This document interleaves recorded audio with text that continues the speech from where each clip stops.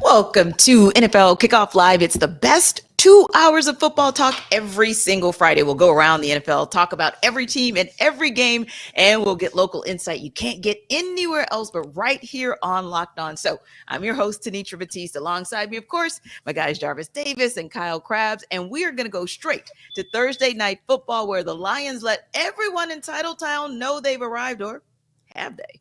Folks, the Detroit Lions are 3-1 and all alone in first place for the first time since week 2 of 2017 in the NFC North. Just amazing. They go into Green Bay on Thursday night and they pound the Packers 34-20. Really, for the Lions, it was simple. In the first half, after a Jared Goff interception and trailing 3-0, the Lions put out 27 straight points against Green Bay, pounded them with their offensive line. Jahmyr Gibbs, David Montgomery on the ground. Montgomery over 100 yards rushing, over 30 carries on the night. Goff was very, very solid, and the defense really, really good as well. Another 5-sack performance from this defense.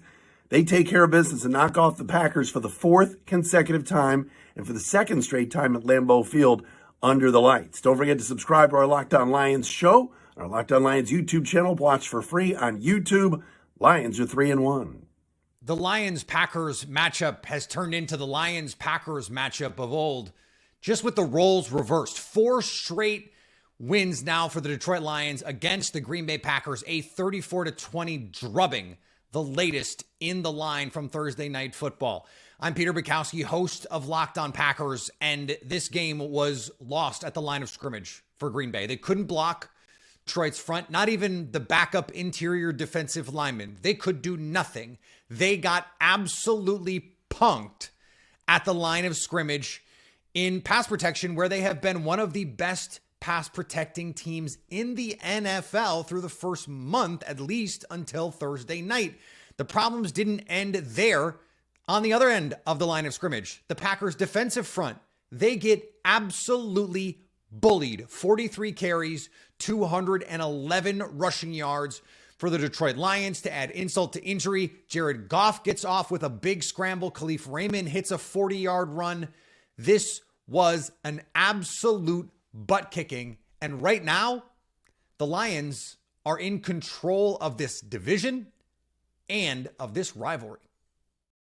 So tell us how you really feel. But you know what, Jarvis? This is not a shock to us because we saw up front, up close and personal, exactly who the heck the Lions are when they did the exact thing to the Atlanta Falcons. Kyle, it really, in watching it last night, I felt like it was just the same thing. It was on repeat. Like, one thing I can say about the Lions is they're consistent and they're getting better and better on both sides of the ball. And they showed that dominance. Even when the Packers tried to mount a comeback last night, the Lions knew that it was coming and they were ready for it. And they definitely just kept, as one of our friends says, foots on necks last night. But yeah, Lions 3-1, running the NFC North houseway. Yeah, the formula, Peter kind of laid it out, and you guys saw it firsthand with Atlanta, but just reading the numbers off the sheet for the first 4 games of the season, 118, 102, 115, and 211 rushing yards offensively for Detroit. Their defense, 90, 82, 44, and 27 last night against Green Bay. Oh, we got Aaron Jones back. Good news. Well, not exactly. Anytime you can force a team to be that kind of one-dimensional, the way that Detroit is right now with Dan Campbell and the way he's got them playing in the trenches, and then conversely, you can control the pace of play with what you're doing offensively and your ability to run the ball, it's going to set you up really well. And you hear the cliches of NFC North, cold weather football, but like that stuff's real. And say what you want about Detroit, they'll have a chance to answer those questions late in the year. But that's where my mind goes next is Minnesota plays inside. Green Bay, you got that cold weather game out of the way early, right? But when you get late in the year, it's translatable football, even though Jared Goff really benefits from being a quarterback who plays indoors at home. And you know, another thing about this game that I thought it was very interesting, Kyle, is like we saw the duality of Jared Goff as a quarterback, right, in the NFL. His first drive, pick. And then Green Bay gets down. Of course, they stall out a little bit and they end up getting the field goal. And then the next thing you come down, 75 yards to go for a touchdown. So it's just so amazing to be able to see those different sides of Jared Goff within that game. And then we just saw the really good side, for the rest of the game. So I think that The Detroit Lions are here. I think I'm ready to say that right now because when you think about having an established identity, they want to run the football. They want to be physical. They want to out physical guys. And when I'm seeing John Comiskey, we're very familiar with him. He's playing for the Atlanta Falcons. Was that the same John Comiskey, JD? No, that's a different John Comiskey. That's a different John Comiskey. He's a little bit thicker. He's able to actually put some weight on. You can see him working that bull rush last night, and he's always been a guy that continues to just keep coming. He's going to keep rushing. He's going to keep trying to get off blocks. And you saw him start to implement those things. And when you have a coach like Dan Campbell and your defense coordinator is a guy like Aaron Glenn who wants to be aggressive, who wants to be physical, and you just continue to hear that, and it seemed like it's finally starting to come through for him. So when you see all of these pieces start to come into play, and you're saying that, all right, Green Bay, all the hype about Jordan Love, and hey, they're about to have 10 more years of good quarterbacking and all that stuff. They made him look like a young quarterback who hasn't started that many games in the NFL, even though he's been in the league for 3 years. So I think that when you, like you said, you're forcing the teams to do what they don't want to do. You don't want Jordan Love to sit back there and just sling the ball all over the yard, even though he might be capable of that. But you get to the point where you're putting the ball in harm's way, and I think that Detroit Lions have consistently done that throughout this year. And barring a mishap against Seattle, but I think that those are some of the things that you got to look for when you're talking about, hey, this is the team that's on the rise, and this is the team that everybody should be aware of going forward. Yeah, and I think like you guys are saying as well, they're playing, and there's two ways I want to talk about this or just mention it real quick. And one way when I say that they're playing as a unit is last night, Jordan Love's driving the Packers down the field, right? And you're thinking, okay, they're about to do what they did to the Saints last weekend potentially. And then Jerry Jacobs comes out of nowhere to give that support to the rest of the secondary. He's watching this play and he sprints over from one side of the football field to another. And not only does he end any hopes of a comeback for the Packers, but it's going back to what you guys said as far as complimentary football. Well, here we go. Now we got you the ball back, offense. Now make sure that we end it right here. And in comes David Montgomery. And not that he hadn't already had a game, because he had a game, but literally it was the way that they shut the door on the Packers that was so impressive, because your defense gets it back to your offense, and then your offense says, yeah, we're not even letting you get back on the field. We're done here tonight. So I think that you're seeing a holistic team that Dan Campbell and company are putting together, and they're going to be formidable across the rest of this season, I think. Yeah, and Tanitra, just to back that up, one thing that's really eye-opening about Detroit and complimentary, and you talked about one unit to another, but yes, offensively, you came into this year and they invested the pick in Jahmyr Gibbs, and everybody's chomping at the bit to see more Jahmyr Gibbs, and I get it. But they have 5 skill players that are averaging over 50 yards from scrimmage per game thus far this season. That includes Gibbs. That includes rookie tight end Sam Laporta. Includes David Montgomery, Amon-Ra St. Brown. So, that was one of the questions was, hey, we had this first-round pick wide receiver, Jamison Williams, who's suspended for the first month and a half of the season. Where they how balanced can they be offensively? They got 5 guys averaging over 50 yards from scrimmage right now. They're getting really diverse contributions, and Laporta's popping with catch and run opportunities. It's just really impressive to see how they're able to spread the ball around. They're not one of those teams that you come in and game plan against and say, oh, okay, we got to take care of him. We're going to be okay. They've got a bunch of guys right now that are stepping up too. Yeah, and I think that, with Ben Johnson, the way things are going right now, Kyle, he's not going to be in Detroit next year. There is going to be some serious conversations about.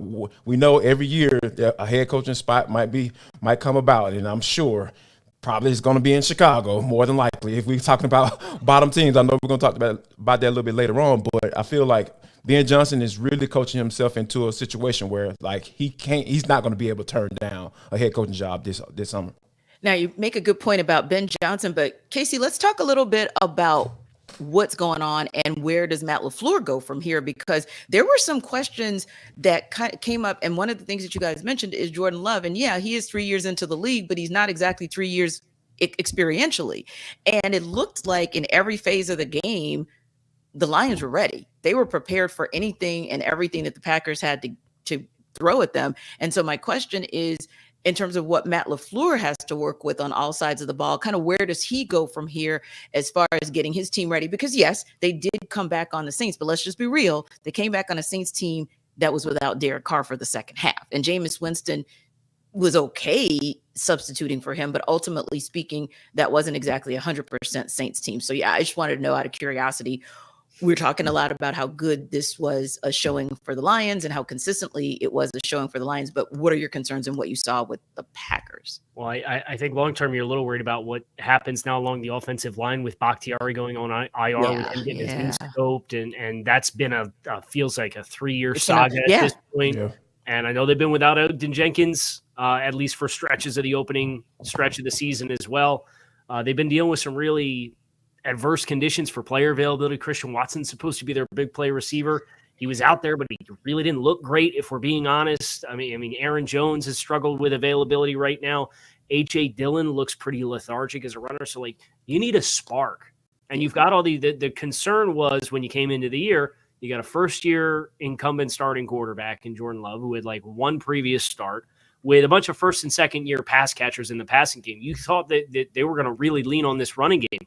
They're not getting it going. They haven't had a game with 100 yards rushing yet as a team. So if I'm Matt LaFleur, how I'm looking to buckle down is I'm looking at what I have. I just lost Bakhtiari as one of the best pass-protecting tackles in the game. Let's get physical. Let's use these young tight ends. Let's try to run the ball a little bit. Those are your best and most proven skill players. Let them get the ball and try to find a rhythm. And the good news, I'm just going to throw it out here, they play the Raiders and the Broncos the next 2 games on the schedule. If that's not a get-right opportunity for you, I don't know what is. That's exactly what I was going to say too. You got 2 opportunities to reset in the next couple of weeks. So you should really, really make good on them. What about you, JD? What are some of the things that you saw that maybe Matt LaFleur has to go back to the drawing board and kind of figure out over the next couple of weeks? I mean, I think they're just figure out what you want to do on this defensive side of football. We talked about all the weapons and everything that you have on the young guys that you have on the offensive side of football. You got a lot of good guys like Carl Brooks. You got guys like Devontae Wyatt.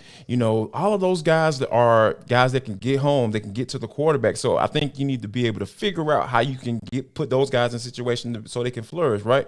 Not be down, not be down in games so much, because I think that when you get to the point where you're trying to figure out your way on offense, that puts the defense in a really, really bad situation. So I think slowing the game down, like Kyle mentioned, and running the football and getting to a point where he say, hey, let's bare bones this thing. I understand what I have in Jordan Love, but let's just kind of let's slow this thing down a little bit. He can't throw the ball 35, 40 times a game and get you a win. I understand that when you were in situations in the past couple of weeks, you've had to throw the football because you've been down. But I think that they're in a situation where, for the longevity of the team, to not get themselves in a situation where they're losing games or get on a losing streak. I know you got some quote unquote cupcakes game coming up, but you can lose those games if you start to lose yourself and start to try to be something that you're not. And that is, you don't have a veteran quarterback. You don't have an Aaron Rodgers back there that you can count on to sling the ball all around the yard and get you some wins. You have a young quarterback. You got 2 capable running backs. Like I said, I know A.J. Dillon hasn't been who we thought he was or who he's been. He hasn't been that consistent at running the football since he's been in the NFL, but you've seen flashes. It's something there. And then, of course, Aaron Jones is your guy. You got to get those guys the football and figure out a way to kind of slow the thing down so you can stay in games, so you can get your defense to a point where, hey, if the defense got to be out there and make plays and sack the quarterback and get some turnovers, and so we can work with some short fields, that's what we have to do. Yeah. Well, the Lions are going to have an opportunity to show more dominance over the NFC South because, of course, they'll be taking on the Panthers, and then they'll be at Bucks as well. So it'll be interesting to see how they continue to show the dominance that we've seen in them the first couple of weeks as well. Now, we're going to take Kyle back to his happy place in a second when we talk Dolphins Bills. But first, Jarvis will tell you the best way to avoid being hangry after hanging out with us for the next 2 hours.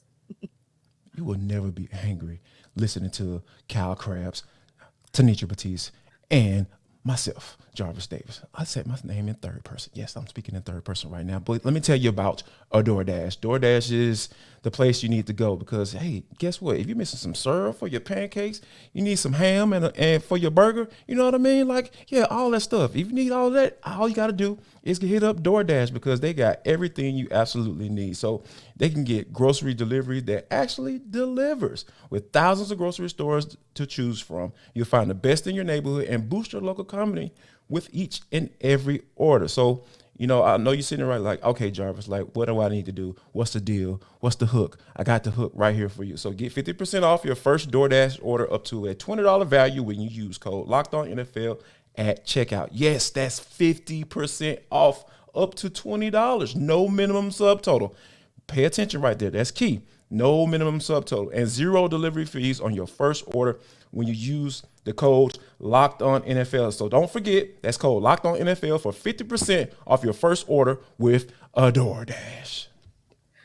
Well, you know, I don't know. They could be hangry because sometimes if your hunger reaches your anger, especially if you're a Packers fan, watching the first part of this show, you might be hangry. So you can check out DoorDash after you check out this show to alleviate all that. But I tell you who is not hangry because they are happy and full after last week. That is your Arizona Cardinals fan base because they absolutely made the Cowboys look like cowgirls, if we're just being honest about it.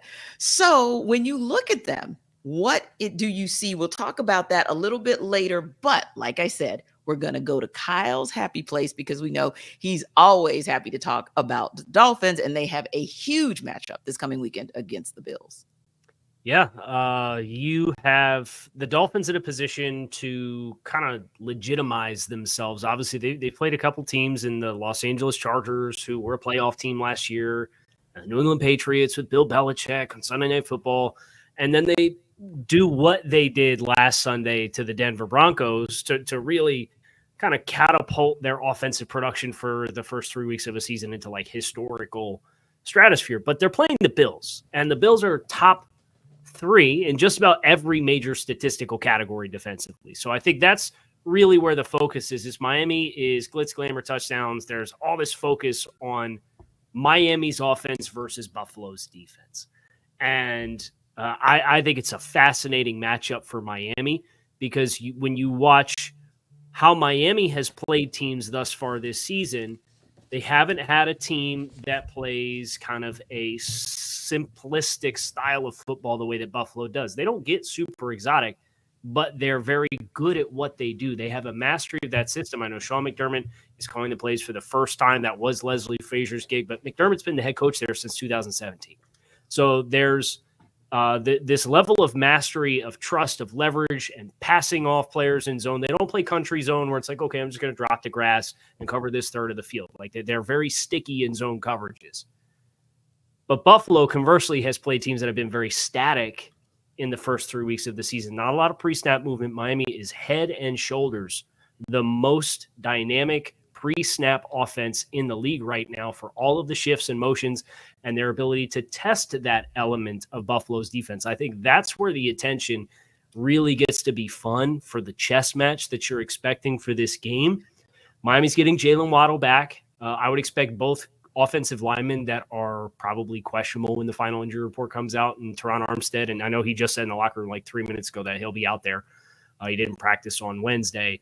I would expect Connor Williams plays as well. The Bills announced that safety Jordan Poyer will not play in this game. The Dolphins announced that defensive end Jalen Phillips will not play in this game. So both teams missing a key starter defensively, but I would expect you're largely going to get strength on strength. And the question really is, does Miami's pre-snap administration test the Bills in ways that forces communication breakdowns and allows for some of these explosive plays to still show up on Sunday?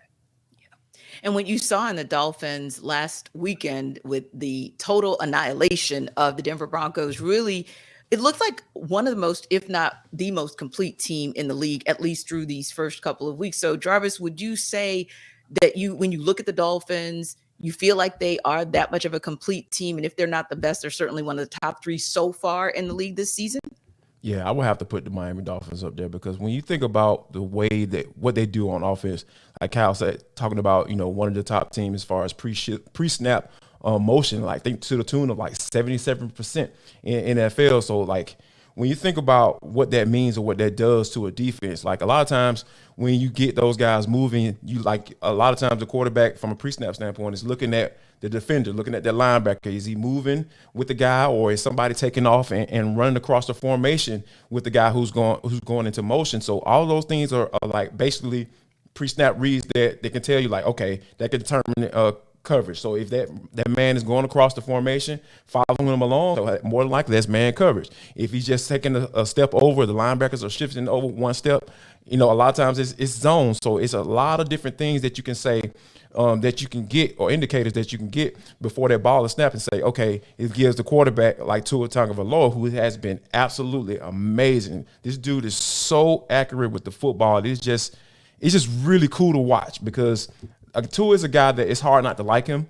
Obviously, Miami Dolphins fans were very upset. Kyle, I'm sure like when they saw how Justin Herbert was playing, in his rookie season, and they were like, oh man, did we get the wrong guy? But I think that once it looks like, knock on wood, that Tua is kind of gotten past this whole injury situation with the changing up of his workouts in the offseason and all that stuff, it just seems like this dude is like really primed and ready to be one of those quarterbacks, or one of those guys he was drafted to be, right? Because that was the expectation. Like if you get drafted that high, a lot of times teams are coming in and looking at you and saying, hey, can you be the face of the franchise? And then if you're talking about that elite level, can you be one of the faces of the league? Because we know quarterbacks get pushed into that situation once they start coming in balling like he is right now. And I think that Miami is a team that they have so many mismatches. We're talking about Raheem Mostert, A-Chain having his breakout game.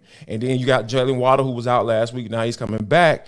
And, it is just so – it is fun watching this team on offense. And I think that's why they kind of gobbled up all the conversation when you start talking about the Miami Dolphins. So I think that this is a team that people need to watch out for, because it looks like Tua is going to be a guy that can remain healthy as the season goes along.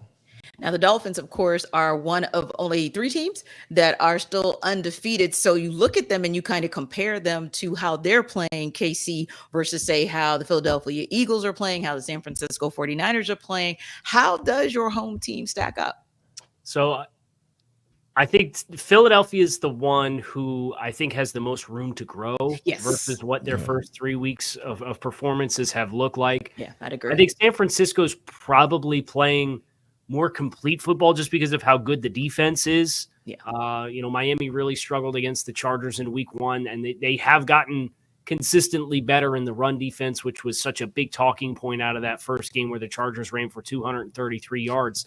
You have seen 88 and then 69 in the last 2 weeks. And obviously when you give up 70 points, you're not in a position to really run the ball offensively all that much. So you understand that there's some complementary football elements that are at play there as well. But even just the execution up front, I think, and Mike McDaniel has talked about this week during his press availabilities, that you see the players starting to understand when it is their opportunity to try to make a play within the structure of the defense, instead of everybody trying to make a play on every play and then surrendering your leverage and giving up gaps. And that's how you end up getting gouged for big gains. So that transition to Vic Fangio has not been without its struggles, but they gave up a punt return for a touchdown last Sunday. So defensively, they gave up 13 points to Denver.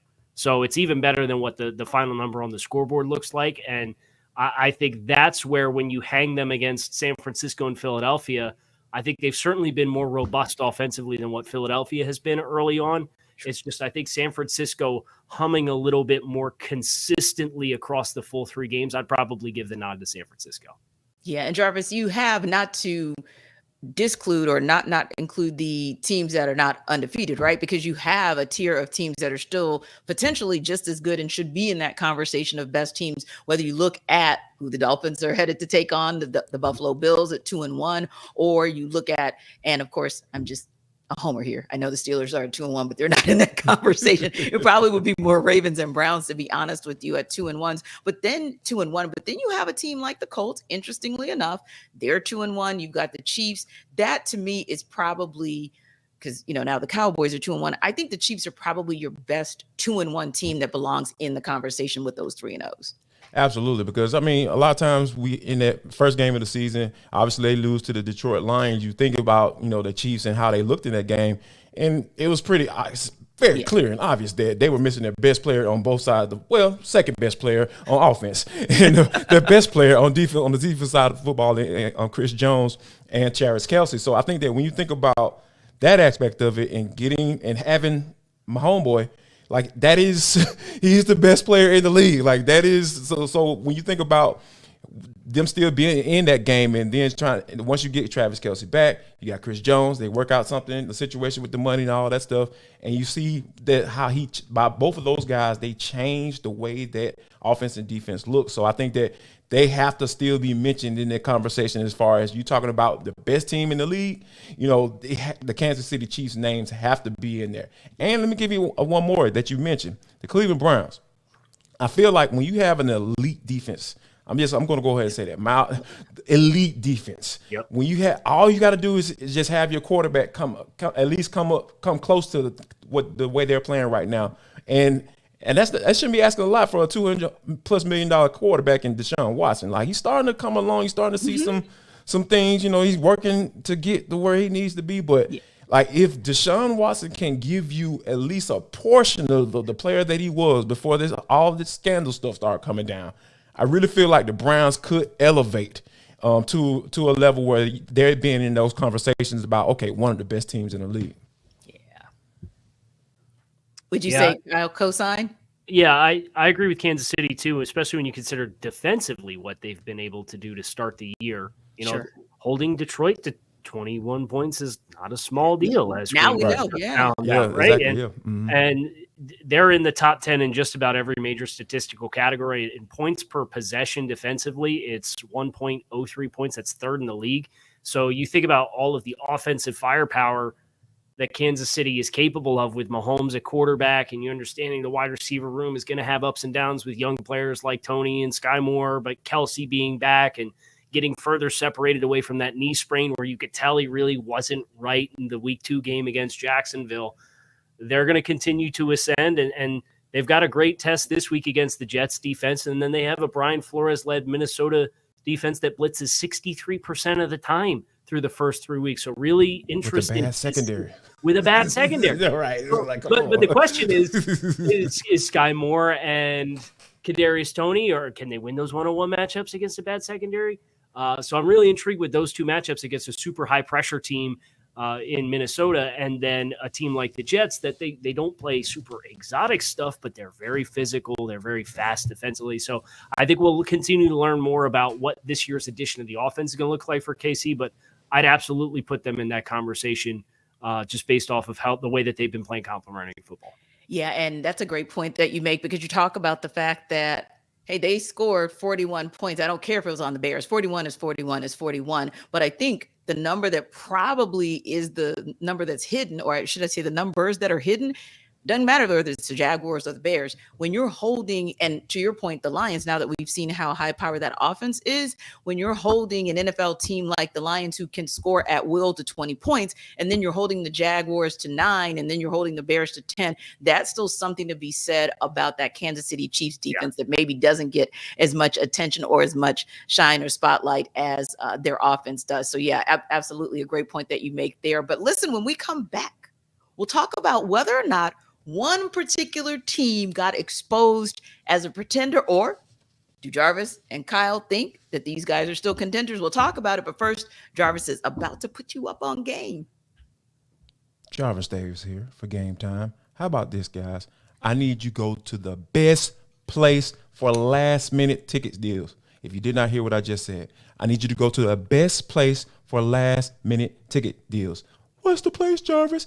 Game Time, fools. Let's go. Come on. Forget planning them for months in advance. Like, for planners. What? Planners for suckers. Let's go.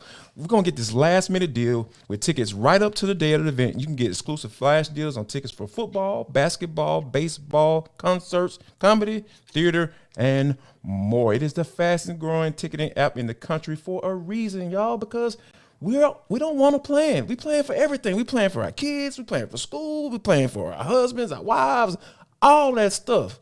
Everything, side pieces and all. We plan for all that stuff. We tired of planning. Come on, y'all. We don't want to do that. So here's what I want you to do. Snag the tickets without stress with Game Time. Download the Game Time app, create an account, and use code LOCKEDONNFL for $20 off your first purchase. Yes, $20 off your first purchase. All you got to do is drop the code LOCKEDONNFL. So make sure that you download Game Time today. Last minute tickets, lowest price, guaranteed. Well, I guess since you mentioned side pieces, it is cuffing season. So yeah, get your Game Time on, good people. It's that time of year. Let's go. Let's do it. Let's do it. Another time of the year. I love it. And you know what else a lot of people love is the fact that the Arizona Cardinals, I don't even know if one-upped is a good enough word to what they did to the Dallas Cowboys last weekend. I think they kind of turned them into cowgirls, to be honest with you, with how they looked on that field. But it actually brings up, in all seriousness and all fairness, a conversation that is legit, which is, was that Arizona game kind of a blip on the radar, as every team kind of has one of those games, at least one of those games every season? Or does this show you maybe that there are some chinks in the armor, and maybe more so than we previously thought about the Cowboys? For me, they're in the process of this offensive philosophical change, and you get with how much they're featuring Tony Pollard, which, hey, good for you. It's one of the franchise tag running back situations that's working out, where Pollard's maximizing his value thus far, and the Cowboys are getting a lot of run out of him. You know, he's 312 yards from scrimmage. It's leading the team. They are pounding the rock a ton. He's getting over 20 carries per game. But I do look at what they are looking like offensively, and I just feel like they're a little one-dimensional. Like, they need somebody else to step up. Yeah. And that's the concern. And obviously you lose Trayvon Diggs at the end of last week, and it's a big-time gut punch, and I think it showed with how they came out and they played throughout stretches of that game. But I also wonder, was this a trap game for Dallas for their preparation? It felt like they tried to flip the switch once you got into halftime and realized, oh, this team's got a little punch to it. And then they couldn't get back into it. But Dallas, they've only got one other player besides Pollard who has more than 113 yards from scrimmage through 3 games. Brandon Cooks was brought in here, and I understand Brandon Cooks missed a game. But they need that extra element to be, I think, more complementary offensively for them to live up to their potential. They played this game without a couple starting offensive linemen. I get that too. But Arizona, from a talent perspective, even without those guys that you played that game with in week 3, shouldn't have been on your level. And I think it's an unfortunate lesson to learn, but if you're going to learn it early in the year, apply it moving forward. And hopefully they get themselves right in a little bit, I think, more dynamic offensively, just because I think they need to benefit from that versus just being this turnaround, give the ball to Tony Pollard 21 times a game and hope CeeDee Lamb makes all the plays for you when you need him to in big moments. And Kyle, that's a great point, because it was something that you talked about earlier. And Jarvis, chime in here when we talked about those 3-0 teams. And we talked about the fact that of those teams, the Eagles are probably the one that's trending up and has the most potential to grow. So to your point, Kyle, if the Cowboys are going to stay in the conversation of trying to get out of the NFC East as a division winner, or at least a high wild card, they're definitely going to have to evolve that offense, but really get it together on defense as well, other than, of course, Michael Parsons. But ultimately speaking, yeah, Jarvis, if they're going to compete in a very competitive NFC and, again, try to get out of their own division, they're going to have to step up their game. And they have to get healthy as well, because when you have 3 offensive linemen being out of your starting lineup, that is a pretty big deal. One, okay, yeah, you're supposed to be able to supplement that. But when you got 3, like that is a pretty big deal. You're talking about 60% of your starting offensive line. So yeah, they still got 415 yards offense in week 3. I mean, I understand that. I get it. But that means a lot, though. Like you had Chuma Edoga, a guy who kind of bounced around on the Falcons practice squad for a little while, starting out there at tackle. So those are, you can't ignore that. But I'm not giving the Cowboys a pass. Don't get it twisted. I feel like there is something to the fact that when you talk about, only having one pass catcher, that can make plays for you, or you put the ball in the hands of a pass catcher and they can start working for you.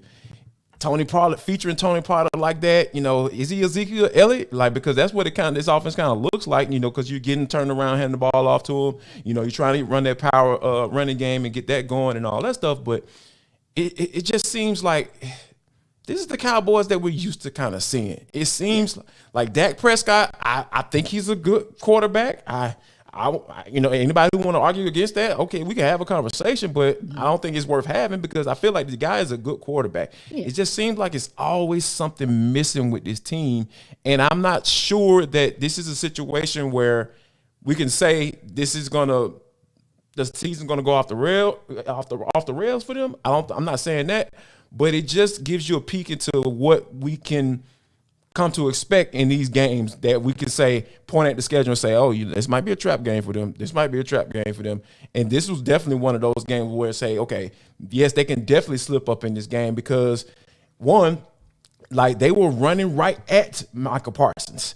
Like they were, like it's one thing to have to be, you're behind and you have to throw the football and Levin can just get off and you got DeMarcus Lawrence coming at you behind and everything like that. But to say that, hey, they're actually up, and they got some guys who can kind of get in front of you. They got that power running back and James Conner coming downhill at you and being physical, and they're giving a two-way goal from an offensive play calling standpoint. That defense looks different. And then you got your number one cornerback out. It's just a lot of different factors that kind of made me look at this game and say, you know what? Even though I expected the Cowboys, and we talked about it last week, expected the Cowboys to get this win, but I'm not surprised at all that they actually slipped up. And I'm expecting them to bounce back because, like you said, they have a lot of talent up and down that roster. But you have to look at that up front in the offensive line. That's where it starts. If it's those guys continue to remain out and kind of mismatch, you playing mismatch and tic-tac-toe with your offensive line, they're going to have issues. They're going to struggle. Yeah. And I look at the schedule for Dallas too. This is not the week to have guys banged up on the offensive line because you're playing the Patriots. And then you go on the road for the next 2 weeks and you play the 49ers and the Chargers. Yeah. I understand the Chargers defenses look brutal through the first 3 weeks. I get it. But that's 2 road games against high-powered offenses that can score a lot of points. And what San Francisco's done to you in the postseason the last 2 years is very well documented as far as the success that they've had against the Cowboys. Yes. And then they have the bye week, and then they're home against the Rams, and then they got to go to Philly and play the Eagles. And then the last 5 games of the season are that man Eagles, is up there. Bills, Dolphins, Lions. So like they got a tough stretch coming up right now, and they got a tough close. So I look at big picture wise for Dallas and their aspirations, a little bit less margin for error in the divisional games now, because if they're going to be what they want to be at the end of the year, you got to take care of business in the East now, because losing games like this you can't have. And I think they're a team that's got to come out and make a statement in Week 4 against New England. Yeah, and I think as well, going back to something you said about the way the offense is just something that's a little bit off. You're going to get what you're going to get out of, like you said, Tony Pollard. He's no Ezekiel Elliott, but you're going to get something out of him. CeeDee Lamb is who he is. But one of the questions I had was, okay, Dallas is one of those teams like so many others. I'll, of course, use Kansas City with Travis Kelce as an example. But Dallas is a team that's also known for getting a lot out of their tight ends. And I don't think they're getting anything out of their tight end room. But also, I'm wondering, where's Michael Gallup? So they're going to have to they need him to step up as well, because having 8 receptions, 11 targets, granted, but just 8 receptions, that's kind of not going to do it if they're looking week by week to get a tougher schedule and teams that, like you all said, can actually score at will. But we got a couple teams here that are, I'm going to call them interesting, although I think just one of those teams is interesting because I think one is they are who we thought they were, right? But the Carolina Panthers, that's the one I'm saying. That team is who we thought they were. Minnesota Vikings, maybe a little bit more shocking that they're 0-3, but they're both 0-3 heading into Week 4, and they're both looking, of course, to get in the win column for the first time this season.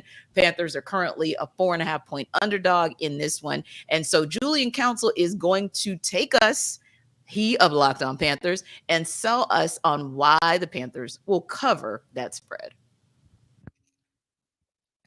So you guys have asked me to tell you why the Carolina Panthers are going to cover the spread on Sunday against the Minnesota Vikings. Looking over at our friends over at FanDuel, the Panthers are currently 4-point home dogs against the Vikings, who are 0-3 on the season. The Carolina Panthers are also 0-3, having lost to the Falcons in week 1, the Saints at home in week 2, and then last Sunday without Bryce Young in Seattle in week 3. So they're not just 0-3, by the way. They're also 0-3 against the spread. Yeah, not great. I'm told that good teams win, great teams cover. So bad teams lose. Is it putrid teams don't cover and they lose? I'm not quite sure what that would be. The Carolina Panthers, though, have not gotten off, obviously, as I just mentioned, to a hot start. But I do think they can win this game on Sunday. Not very many reasons to believe that would be the case, other than the fact that it's the NFL and that it's a week-to-week league and that these are a bunch of one-score games that the Minnesota Vikings this year have been losing. We all knew last year the Vikings winning 13 games was a complete fluke. They were not that good. They needed that massive comeback against the Jeff Saturday-led Colts, and now the market correction has come. Bryce Young, he's back on Sunday. Adam Thielen, DJ Chark, the wide receivers, finally got separation against a bad Seahawks defense. Well, the Vikings defense is also bad. It was bad last year. It's bad this year. Brian Flores is going to try and send a lot of blitzes, and I think they're going to get burned with quick passes like they did last week with Justin Herbert, and the Chargers went into the TD Bank Stadium and beat them. So I think the Carolina Panthers will cover and win on Sunday because the Vikings don't win one-score games this year. I mean, the Panthers have a ton of injuries. There's a lot more reasons to say why they won't cover, but I'm not here to do that. I'm here to spread positivity and joy and tell you why you should put your money on the Carolina Panthers. So you guys asked me to tell me why. Well, there you go. Carolina Panthers, because, the Vikings are the Vikings. All right. Julian almost sold me on the Panthers, but I'm going to let you guys have that. Like, here's the thing. Like, this is going to be the battle for the bottom of the barrel, right? Like, let's be honest. And I think it's the perfect scenario for the Vikings because, Kirk Cousins is pretty much on his way out, I'm assuming. And then, they're going to see if they can probably take advantage of get into that sweepstakes for a guy like Caleb Williams if he wants to go there. He might go back to college and turn down all that guaranteed money. But anyway, yeah, I think though. But for this game, there's no way I really feel like, the Carolina Panthers are going to cover this spread because at the end of the day, the Vikings can put up points. They can't play defense, but they could definitely put some points on the board. You got a guy like Justin Jefferson out there that they can go to work. Kirk can sling the ball all over the yard when it comes to the regular season and no pressure games. Like, this is the type of game where I feel like Kirk Cousins is probably going to throw for about 200-300 yards and a couple of touchdowns, and Justin might catch all of them. So I think that Carolina doesn't have a chance, and in covering that 4.5-point spread. Yeah, I think you make a great point. No. I think you make a great point because we all love Julian and we try to be nice about that. But yeah, you're right. The Vikings have the truth was trying to come out, T, and he couldn't hold it back. Like, he threw it in there the last 5 seconds. Well, if you want to throw some money, you maybe possibly can. Nah. Nope. Like, you about to get somebody to lose their doggone mortgage, man. Hey, Kyle, we have a saying in Atlanta, and maybe it's a Southern saying as well, but bless his heart, because I'm not really sure what he was looking at. And one of the other things, just to be honest with you, I don't think that, at least from what we saw in watching the Panthers take on the Falcons, I don't think we saw anything in their secondary that should make the Vikings afraid that they won't be able to score at will, just like Jarvis said. So yeah, I don't know. Maybe you saw something, Kyle, or you see something or hear something that we don't. Maybe Carolina's just really banged up. And J.C. Horn, they got Shaq Thompson with the ankle injury out, but both starting guards are out. Bryce Young didn't play last week. He's practicing this week, so sounds like he will be back for this game, like Julian mentioned. But even safety Xavier Woods is out. And so, now you got a starting safety and your best corner out against Justin Jefferson. And say what you will about Minnesota, but like JD said, they can sling the ball around the yard. And then you look at it when Carolina has the ball, and Bryce Young is a rookie quarterback. Brian Flores was my head coach for 3 years. I can tell you exactly what's going to happen. He's going to blitz the bejesus out of that kid. Yeah. And you're going to keep doing it until you get him out of it. And I just don't think they have the pieces to consistently get out of it. I think they're going to have that protection, swimming, trying to guess who's coming. Flores is going to put them guys up on the line of scrimmage, all 7 guys up on the line of scrimmage, and say, hey, guess which 5 are coming. Sometimes all 7 are going to come. Sometimes 3 of them are going to come. But we're going to make you make declarations and sort it out, and then you're going to have to throw hot with consistency. And I just don't trust the experience to do it at a particularly high level. Then you saw Philadelphia come out and say, okay, well, then that's fine. You want to put all these DBs and linebackers up on the line of scrimmage. We'll just pound the rock. And they paid Miles Sanders $6 million a season. He's averaging 3.5 yards per carry right now. Like, I don't think they have the horses up front to grade in the run game. I don't trust their ability to sort out protection with an inexperienced quarterback and a bunch of guys running routes that look like me and JD running routes out there. There's no separation. Like, I just don't trust any of it. So I'm passing hard on Carolina to cover personally. And speaking of Miles Sanders' old team, the Philadelphia Eagles, well, they'll be hosting the Washington Commanders. They'll be opening up division play this coming weekend. Eagles are an 8.5-point favorite over the Commanders. And we have Gino Camilleri to sell you why the Eagles will cover the spread in that one. The Philadelphia Eagles officially open up divisional play this weekend as they take on the Washington Commanders. And I'm here to tell you why the Eagles are going to cover that FanDuel 8.5-point spread this weekend. I'm Gino Camilleri, the Locked On Eagles podcast, to tell you that the Philadelphia Eagles are in for another defensive dominant performance. And why do I say that? They're going against Sam Howell, who last week threw an alarming rate of interceptions against the Buffalo defense that is very good. The thing about the Philadelphia Eagles, their best unit that is working cohesively is their defensive front and their secondary. They seem to continue to force turnovers no matter what quarterback they play. And Sam Howell, if they get pressure to him early and often, I'm sure the Eagles secondary will be licking their chops to try and get some interceptions on the back end. As for the offense, as good as that Washington front is, the Philadelphia Eagles offensive line is the ultimate kryptonite. Last week, going against a dominant Tampa front in Vita Vea, they eliminated arguably one of the best run defenders in the National Football League. I expect this game to be throw out the record books. You don't know what's going to happen. But if you boil it down to what works in the National Football League, it's what the Eagles have been doing for a year and a half now. And it's running the football and dominating on the offensive line.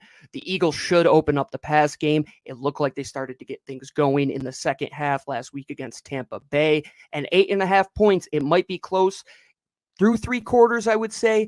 But when the Eagles get that ball late and they have to choke down that clock, I expect them to go out there and win probably by 10 points. I'll take a guess. 31-21, the Eagles walk out. They cover the spread over at FanDuel. I'm Gino Camilleri from Locked On Eagles. Make sure you tune in each and every day, 5 days a week. Fly, Eagles, fly. And Kyle, allow me to allow Jarvis to talk about one of his favorite players that gives him the warm and fuzzies because he chooses violence almost every week. And I don't think that we mentioned Jalen Carter and the impact and the effect that he could potentially have on this game. So, Jarvis, I'll let you be in your happy place now. Yes. So let me talk about the most valuable player according to Spotrac in the National Football League, Mr. Jalen Carter. Yes. I wish he would have kept that 88 number. Oh, man, why didn't he keep that? Anyway. But yeah, I think that, the Eagles are definitely, I'm with Gino, they're going to definitely cover this spread at 8.5 points because Sam Howell looked like who I thought Sam Howell was going to look like when he came into the NFL last week because the Buffalo Bills were absolutely terrorizing this young man. And I think that the Eagles can do the exact same when you're talking about the defensive pressure that can come from that interior because that's the thing that scares quarterbacks the most, that interior rush. Like, yeah, the edge guys, like, they can run that edge, run that loop all they want. All the time, a lot of times, all a quarterback got to do is step up in the pocket. But, oh, my Lord, when it comes up that middle, T, you know how I feel about this. But when you get that pressure up the middle, it does something to a quarterback's psyche. It speeds up their clock tremendously. And you saw the Bills take advantage of that last week. This dude was just throwing the ball up for grabs, and they were going to go get it. And I think that, the Eagles, for that reason, they're going to be able to take advantage of this. I think they easily cover. I can say they can even have a 15-point lead by the time this game is over with, because the Commanders they came back down to earth a little bit. Like, I was on board with them for the most part, because and one of the reasons why I thought that was interesting about that game is the fact that they were able to stay in that game because of Josh Allen putting the ball in harm's way. That's the one thing that he can quite dodge a little bit. So I think that with given the way Sam Howell played, and given how, hey, the Eagles being able to put pressure on their guys without sending pressure, and then you can add to that, if you can send that second level pressure or even a third level pressure, those are some of the things that I feel like they're going to really throw the Washington Commanders off. And I feel like at the end of the day, yes, the Eagles will cover. I'm buying big time Eagles to cover. I mean, 16% of Sam Howell's dropbacks this season have ended in sacks. 16%. Like, that's 3x, like, a good number at that specific statistic. And look, that the Buffalo Bills are 16-0 5 minutes into the fourth quarter, right? It really snowballed late as they tried to press. I was disappointed Washington didn't run the ball more. I thought they had some good physical runs. Buffalo's got some small edges. I don't know that you're going to have the same success against Philadelphia, but you do look at the second level of that defense, and you'd like to think if you can get big and physical with a big back like Brian Robinson, you can have some success running the football. But if you're just going to continue to drop back and let Sam Howell read these 5 and 7 step drop concepts, Jahan Dotson hasn't been getting the ball. I think he's got like 80 yards receiving through 3 games. It's just not firing as far as being able to read the field. The offensive line's a big concern. I was surprised how poorly Andrew Wiley played in week 3. Just compressing down inside, letting free runners off the edge, searching for somebody to block inside, but the center's stepping the same way that he's stepping down. It was a mess. It was an absolute nightmare performance for Washington, and I think there's too much there to right that ship in 1 week. Your hope is to run the ball and keep it close. And I know Washington played them tough last year. So, like, I know there's familiarity there from a personnel standpoint, a divisional game, and you never know what's going to happen when divisional games end up happening. But I definitely buy Philly to comfortably win this game, just because I think JD made some great points about the pressure on the inside against a shorter quarterback in Sam Howell, who right now is being asked to read stuff down the field and hold the ball. And it's a bad mix. Yeah, and when I look at the New England Patriots, they're a team that's probably heading into Dallas on the worst possible weekend at the worst possible time, when Dallas is looking to right the wrong from last week. So, of course, they'll face the Cowboys in Big D. Pats are a 6.5-point underdog there. And here's Mike Debate to sell you on why the Patriots will cover the touchdown spread. Much like Bill O'Brien does with the New England Patriots, Dallas Cowboys head coach Mike McCarthy and offensive coordinator Brian Schottenheimer like to run the football to set up their offense, and they have some effective runners to be able to do it. Tony Pollard is Dallas's lead back, and he can hurt you on the ground as well as catching the ball out of the backfield. Pollard averages 4.3 yards per carry. He's got 264 yards and a pair of touchdowns through the first 3 weeks of the season. But he's not the only game in town for Dallas. Rico Dowdle backs him up, and he's been effective in spot duty. And let's not forget the rookie Deuce Vaughn, who can be shifty and disruptive on situational downs as well. The key for Dallas in establishing the run is their big offensive line, and that line has been banged up in recent weeks. Tyron Smith, Tyler Smith, Tyler Biadasz, Zach Martin, and Terrence Steele are a formidable group ordinarily. But let's not forget that Biadasz, Martin, and Tyron Smith all missed the Arizona Cardinals loss due to injury. Their status is going to be a key storyline to monitor throughout the week, because if Dallas's line is still feeling its injury effects, that could mean a very big day for the Patriots' defensive front. Now, the Patriots are dealing with some injury concerns of their own on the defensive line. Devon Godchow with an ankle injury and Daniel Ekuale with an elbow injury left the Jets game. They did not return. Their absence had little effect on a strong afternoon on run defense, as the Pats effectively shut down Breece Hall and Dalvin Cook.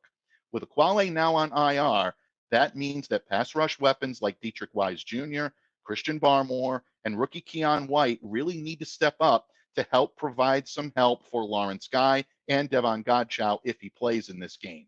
The key here is Keon White, whose athleticism is going to be a major component in stopping the run and trying to keep Dak Prescott and that Dallas passing game off balance. If the Cowboys offense can't get untracked, look for the Patriots to keep this closer than that 6.5-point spread on Sunday. All right. So it's going to be a very interesting game to see how the Patriots will react, or more importantly, how the Cowboys will react after what happened against Arizona last week. Now, if there's one thing the pandemic has taught us, it's how to shop differently. And Jarvis will tell you a great way to do it with eBay. Jarvis Davis here for eBay Motors. Guess what, guys? Our partners at eBay Motors have teamed up with Locked On Fantasy Football host Vinny Iyer. Yes, our guy, Vinny Iyer, to bring you some of the best fantasy picks each week all season long. Whether you're preparing for the daily draft or scouting the waiver wire, every week we're going to provide you players that are guaranteed fit on your roster. So let's take a look as to who's picked for this week for eBay's guaranteed fit fantasy picks of the week. All right, this week fantasy pick of the week, guys, is Brock Purdy. Yes, you heard that right. The second-year guy who has picked up where he left off as a star rookie passer down the stretch last season with his sharp play and Kyle Shanahan's diverse, loaded passing game this season. Purdy is playing off of Christian McCaffrey's running well and delivering nicely through the red zone with his arms and legs. In week 4, Purdy gets a favorable matchup at home against Arizona's defense. Purdy should manage multiple scores with 250-plus passing yards at San Francisco's Bills, an early big lead in another blowout. Yes, I'm telling y'all, San Francisco is the team that you need to watch, and of course, Brock Purdy is right there for the taking. Vinny Iyer from Locked On Fantasy Football is going to help you win your fantasy championship, and eBay Motors knows the championship team is about each player being a perfect fit, same with your vehicle. So with over 122 million parts of your number one ride or die, you can make sure your ride stays running smoothly.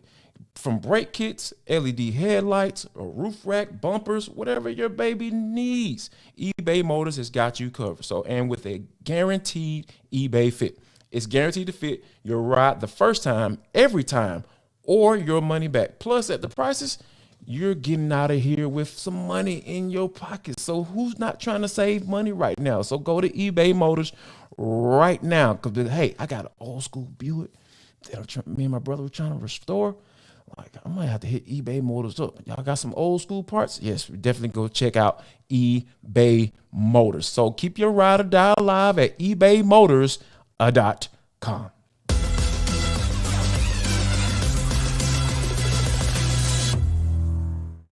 Hey, got a little breaking news for you guys out of the NFC South. We just learned from our guy Ross Jackson of Locked On Saints that Derek Carr returned to throwing during the open media portion of practice today, taking red zone snaps with the first team. Now, it's unclear if he'll end up playing now, but this certainly makes things a little interesting. You guys know, of course, that the Saints are going to be taking on the Buccaneers. So this is a critical NFC South matchup coming this weekend. How important would it be for the Saints if they are able to get Carr back if he's a go this Sunday?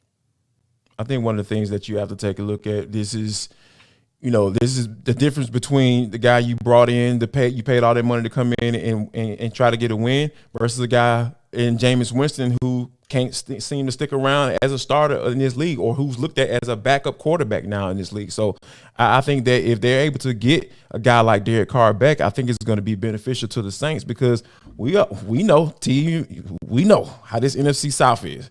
Like, this, more than likely, it's going to be a 9 or 10 game maybe winner in this division. So this is going to be, you got an early divisional matchup, and I think that, if the Saints are able to get a guy like Derek Carr back, I think it's going to work out in their favor tremendously, because that offense for the Saints is, without Derek Carr, even though I don't feel like that the ceiling is that high, it definitely goes down once a guy like Jameis Winston steps into the game.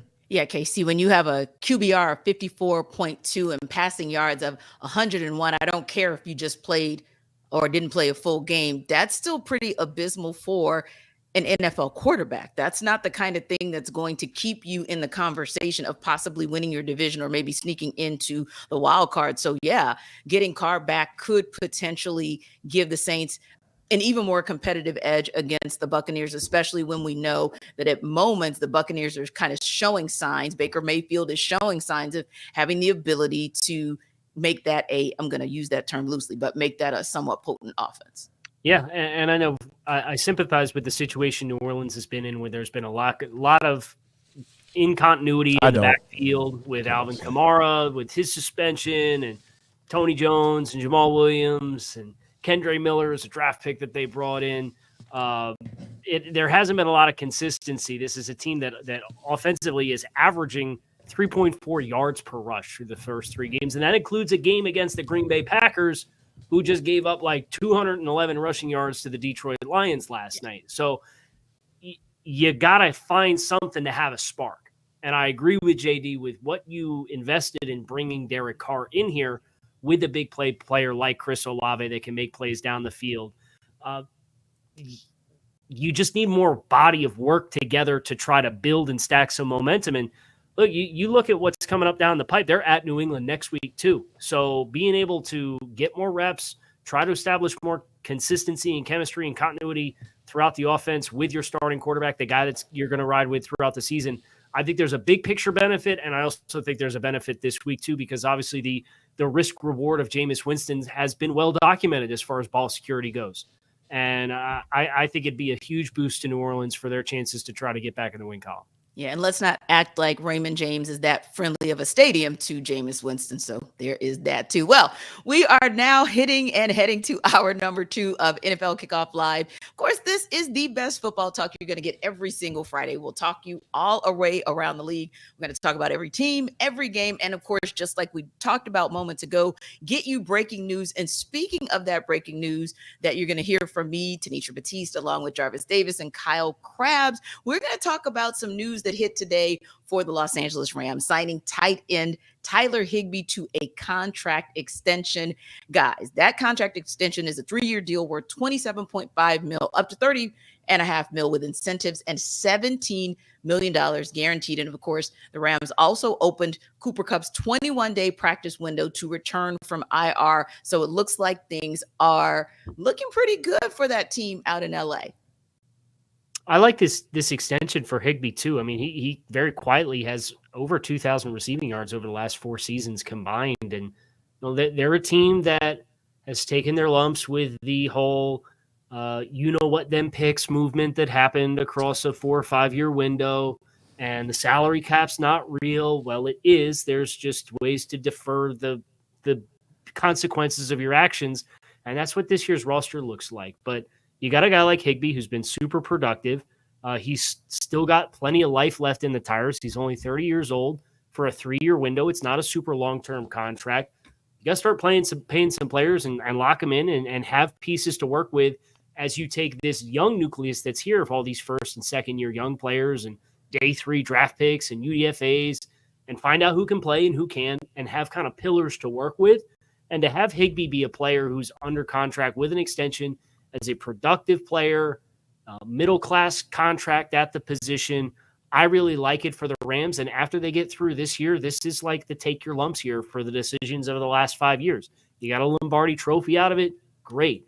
But now once you move on and you flip the calendar to 2024, you're going to have some cash to spend. You're going to have investment opportunities, and you can really start to build this thing back up. And having a few guys that have been there, done that is a great way to do it. I think Higbee's a nice piece for them.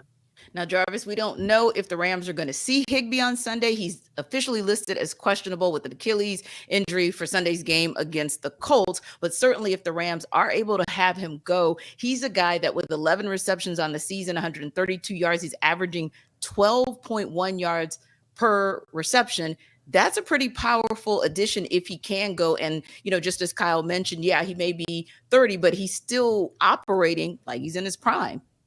Yeah, I think that, this is good for the Rams. Like, you want to have some stability, for this team. Like Kyle mentioned, like when you think about how they've run, like those picks, when you had those, when that's been the moniker that they've been running out here for the past few years, it definitely says something about how they're trying to move forward, right? Because you only can do that for so long. Like, you can't say, forget the salary cap, forget draft picks and all that stuff. You can't do that for a certain amount of time. They did it to get a Super Bowl. It worked out. Now it's time to start building some stability. Now that's when you start locking down some players or guys that have been productive for you. A guy like Tyler Higbee, and then Cooper Kupp, like T mentioned, like they're opening up the practice window for him. You can get a guy like that, back into the fold. Those are some of the things that, say, hey, we're starting to build something, and maybe this can be enough for Aaron Donald to stick around for a couple more years, because we know how close he's been to retirement. So that dude is an automatic first round Hall of Famer. Like that, as soon as the day he retires, the clock is starting for him to put on his gold jacket. So if you can convince guys that you're trying to build something, you're trying to win another Super Bowl that's sustainable, that you're trying to be a contender for more than just 1 or 2 years, I feel like these are some of the things that you can do by signing your young guys, with Higbee, and getting some of your guys, like a guy like Cooper Kupp, get him back into the fold, to combine with the Puka Nakuls of the world, and Tutu Atwells, all that stuff. Like, you're starting to really build something, and you're going to make guys who may be on the verge of retirement, like Aaron Donald, stick around. Yeah. And it may not seem like a big deal or a big matchup for this weekend, but certainly if you can have Tyler Higbee go, and as you get Cooper Kupp closer, but more importantly, if you can have Tyler Higbee go, it's going to be a big matchup for the Colts as they continue to try to build on some early successes this season. But there are a lot of key matchups, starting a lot of division play this weekend. So let's go around the country as teams gear up for some of those games. We'll get updates from an impressive 49ers start to the season, and then some teams who maybe need to prove that they really want to be in it. Let's go game to game.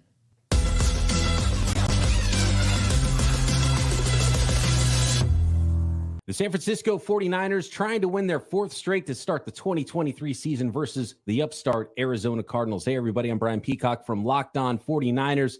And 3-0 right now, the Niners heading into week 4, 3-0. Seems to be the lucky number this year for the Niners. They've scored exactly 30 points in their first 3 weeks. Can they do it again against the Arizona Cardinals that might be a little bit better than we all expected, beating the Dallas Cowboys in week 3 and really been competitive in all 3 games, and could be pretty close to a 3-0 team themselves coming into this week 4 matchup, as Kyle Shanahan pointed out earlier on in the week. The 49ers clearly, though, a more talented team, a young quarterback that's proven to be up to the task, and just talent everywhere. The 5 eligible receivers and runners on the offensive side of the ball, and the marquee matchup here, the 49ers' strength on the defensive line versus the biggest strength of the Arizona Cardinals on their offensive line. Can the 49ers impose their will?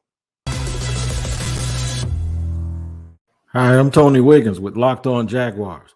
The Jaguars are headed to Europe to play against the Atlanta Falcons. They're 1-2, and they're limping. The Jaguars are simply trying to figure out how to get back on track, how to get to the point where they thought they were when everyone considered them a Super Bowl contender. They're just not playing like it right now. The trenches aren't doing what they're supposed to be doing. They lead the league in drops by wide receivers. Trevor Lawrence has looked a little bit off, and he looks like he's running for his life just a little bit. I'm telling you, man, it's just not a good time right now for the Jacksonville Jaguars, and they're all looking around at each other, and they're perplexed and trying to figure it all out. Hopefully, a win against Atlanta with a quarterback that's still trying to find his way will get them back on the right track. Make sure you check me out every single day on Locked On Jaguars, where it's your team every day, and we always thank you for making us your first listen. It's only week 4 of the 2023 NFL regular season, but for the New York Giants, this is a big week. New York is 1-2, and save for the final 2 quarters of their come-from-behind win against the Arizona Cardinals in week 2, they have struggled to play the kind of football they need to in order to stay competitive in games, particularly in the first half, where they've been outscored 63-6. On Monday night, they'll welcome in the Seattle Seahawks, a team that's on a 2-game winning streak that has outscored its last 2 opponents 74-58. The Giants, for what it's worth, will have had 11 days to fix those glaring deficiencies on both sides of the ball, and there's a lot they have to fix. But here's the biggest thing to watch for the Giants come Monday night.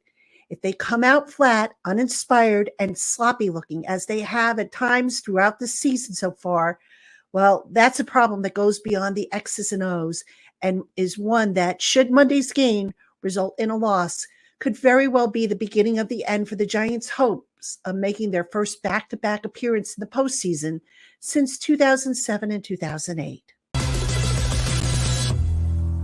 Hey, what's happening? It's your boy Q, host of the Locked On Raiders podcast. Want to give you a quick Week 4 preview. Raiders, Chargers, SoFi Stadium. Both teams coming in 1-2 on the season. Of course, it's an old school AFC West battle coming up in Week 4. Excited about it. But for the key for the Silver and Black, they've got to get the offense going. That was one of the strengths of the team, or supposed to be the strength of the team, heading into the 2023 year. Jimmy Garoppolo is very familiar with head coach Josh McDaniels, so the offense was supposed to click better than it did a year ago with quarterback Derek Carr. Of course, Devontae Adams is there, Jacoby Myers is there, Hunter Renfrow is there, the reigning rushing champion and Josh Jacobs is there as well. But unfortunately for the Raiders, the offense hasn't been there. There's just has not been any kind of consistency when it comes to the passing game, and the rushing game has not started. So they've got to get Josh Jacobs running downhill. They've got to get him going, showing why he was the rushing champion from a year ago. Without having a balanced attack and having that rushing game, it's going to be very, very difficult for the Raiders to win this one against the Chargers, who are putting up a lot of points. So the Raiders have got to find a way to find their offensive identity, get Devontae, Jacoby, Hunter Renfrow all involved, but it's all going to start with the run game and Josh Jacobs. If that doesn't come along, it's going to be a long day at the office for the Silver and Black at SoFi Stadium coming up on Sunday. For all things Silver and Black, all things Raiders, make sure you check out the Locked On Raiders podcast with me, your boy Q. Guys, I'm going to start with the Giants Seahawks for the case, make the case for our poor producers. Bless their hearts. It's been a rough start to the NFL season for them. And, one of the points that Patricia made was whether or not an 11-day window of time is enough time to restart and reset this Giants team. Do you guys believe that for the window of time that there's been an opportunity to reset them, that they're actually going to be able to do something that gets them in the win column against the Seahawks? I just have a hard time seeing them. That dead silence, that pregnant pause told it all, guys. But it's so hard. Like when you think about like who they're going up against. Like there's something to say about the Seahawks. Like I know that when they're in the space where they look like they're down or they have a down week, they always tend to kind of jump back. And I think that they kind of get back to their roots about being able to run the football. And we know the Giants, they kind of struggle against that. Like they struggle against that. And then with all the injuries that you deal on the other side of the football, when you're saying like, okay, can you get healthy enough? Is Saquon Barkley going to be ready to make that jump and do what he needs to do, or what he said that running backs deserve to be paid to do? Like, I want to see that. I want to see him, be able to do that. But I don't think he's going to be capable of doing that, in this matchup. So I really feel like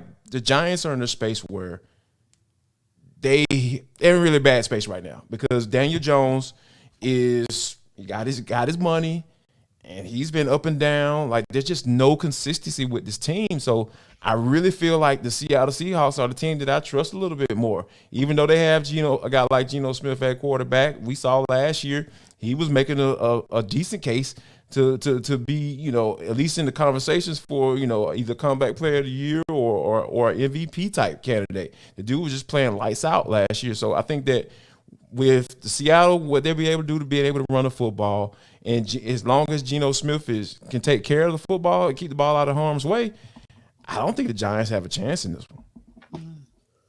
So we got to start forcing some turnovers defensively. The Giants do not have a single turnover through the first 3 weeks of the season. They are getting pounded in the run game on a weekly basis. 122 yards against Dallas, 151 yards against Arizona, 141 yards against San Francisco. So you're getting run on. You can't turn the ball over. It's a really, really bad mix. You have less than 175 yards of offense in 2 of your 3 games so far this season. It's bad. And Darren Waller was supposed to be the fix-all for the skill group. It hasn't materialized. Saquon Barkley's missed a game, obviously dealing with the ankle injury. And I get Andrew Thomas didn't play in their last game too. So that's a bad mix, especially when you're going against San Francisco. They had some personnel issues that I didn't think they even touched this offseason. And I don't know if that's because they made the playoffs, because they went 9-7-1 and then won a playoff game against Minnesota, and we thought we were something that we weren't, so we tried to just build on what we had. But if you're going to turn it around, you have to start playing dramatically better defense, which this is supposed to be the strength of this team. You look at the roster that they have, it's the defensive interior and it's Wink Martindale and that super aggressive system that they have. And it just has not been there. Now, I think you can look at personnel on the defensive side of the ball and say, okay, like we can maybe get the light bulb to turn on, but I don't see the reinforcements coming offensively that are going to help this team. And Seattle has always been a team that has wanted to just come out and punch you in the face and pound the rock. And they're missing their offensive tackle and Abe Lucas, who's on IR. So they're not going to drop back a ton. They're going to want to play forward. And I think that's even more bad news for New York. Yeah. And you look at a team kind of switching gears to the AFC West, another intriguing matchup, Raiders versus Chargers. And it kind of, for me, it's the Raiders are the intriguing part of that matchup, mostly because I'm thinking about, and you guys just talked about it, Saquon Barkley being a guy who was on the end of that holdout. Now it's injuries, and it's just been kind of like an up and down iffy.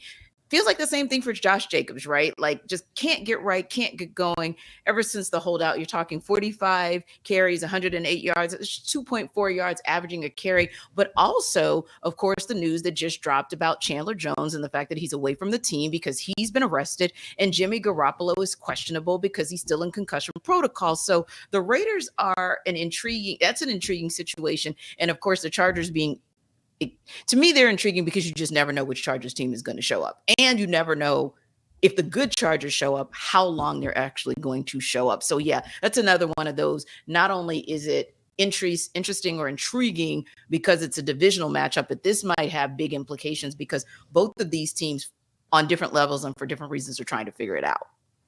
Yeah, and and I think the Chargers, this is another one of those games that, like, hey, it's a divisional game, and if you want to be taken seriously, if you want ownership to say, hey, I want to keep my job at the end of the year, you need to win these type of games because, like you said, like if we matching talent for talent on the offensive side of the football, the Raiders versus the Chargers, like we know who's going to get that check mark. Like, I'm checking the Chargers each and every time, but like I said, we don't know when we're going to get it.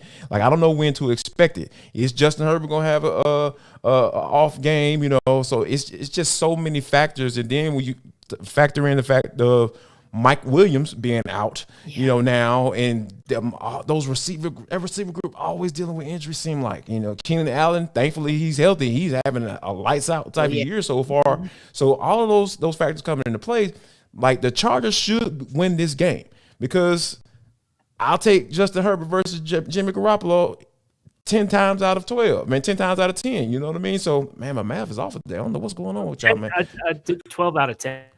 12 out of 10. There we go. Yes, that's what I meant. That's what I'm talking about. Kyle, man, that's what Casey said. I like you.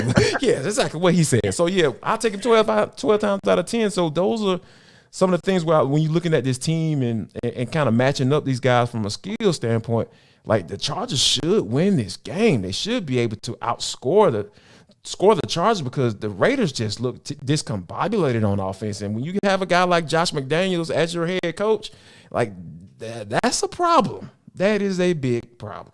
Yeah, and you're right. The Chargers can absolutely score 34 points week one. Of course, it was a loss, but still 34 points nonetheless in week one, 24 in week two. And of course, in week three, they were finally able to crack the code, scoring 28 points and getting a win. So their first three games, up and down, interesting. We don't know. But speaking of three, we'll talk top three in just a minute. But of course, Jarvis has got to tell you guys once again why, after you wrap up watching another great edition of NFL Kickoff Live, you should check out DoorDash. Let me tell y'all about DoorDash. Let me tell you how they get you right. They send you these notifications in your email, and I got a notification from Wingstop. Hey, you buy 10 wings, you get 10 wings free. Yes, let's go. DoorDash, this is what I'm talking about. So, yeah.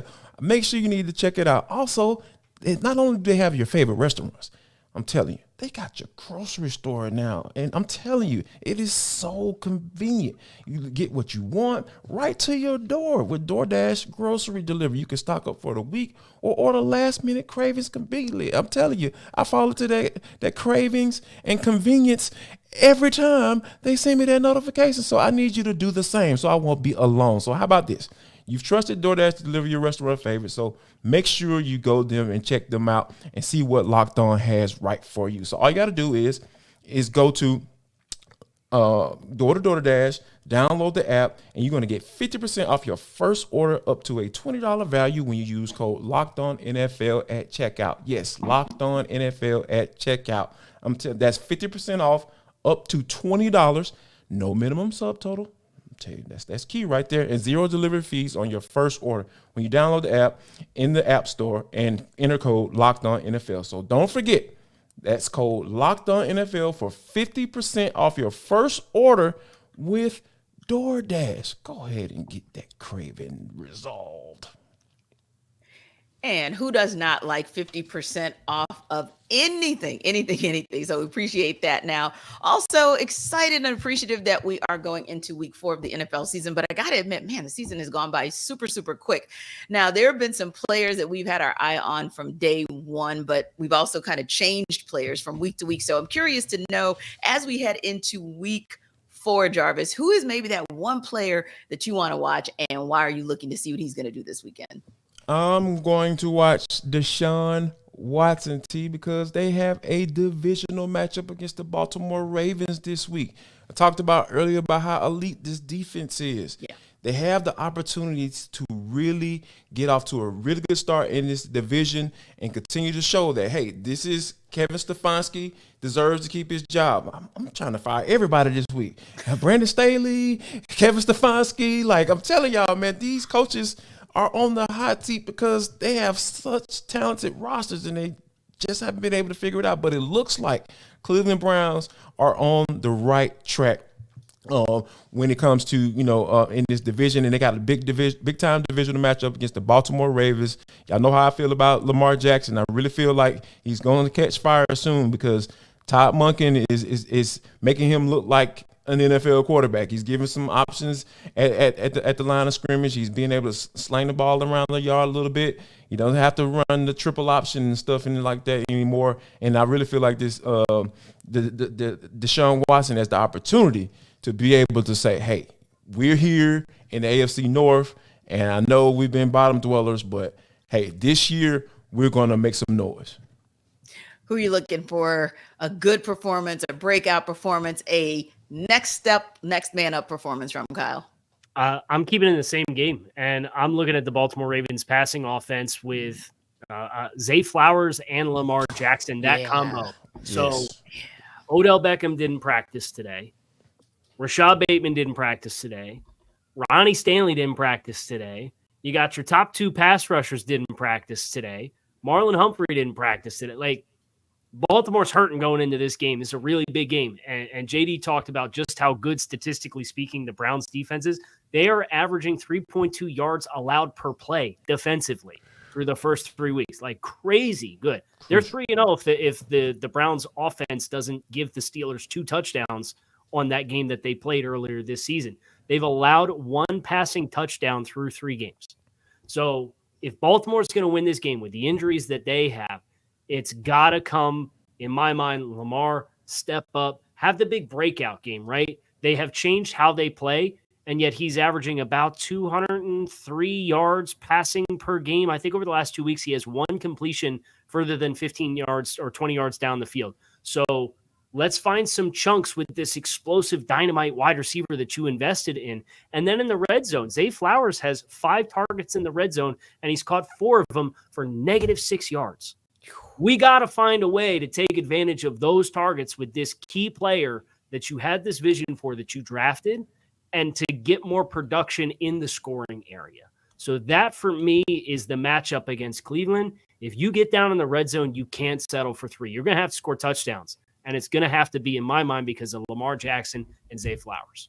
Yeah. And this will be a weird one because, of course, Kyle, Jarvis, and I cover the Atlanta Falcons, but we had the good fortune and the good pleasure to be covering them when they drafted Calvin Ridley.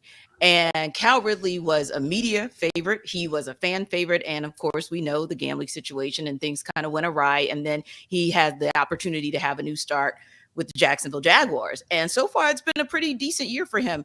13 receptions on 26 targets, 173 yards, a touchdown. So I'm really interested to see how that's going to go against his former team. The secondary for the Falcons, we'll say they've been, how would we say? We'll call them solid. And at times there's been some greatness, obviously, from Jesse Bates III and from AJ Terrell, but it's still a secondary that I feel like, whoa, Calvin Ridley could still do some special things this weekend.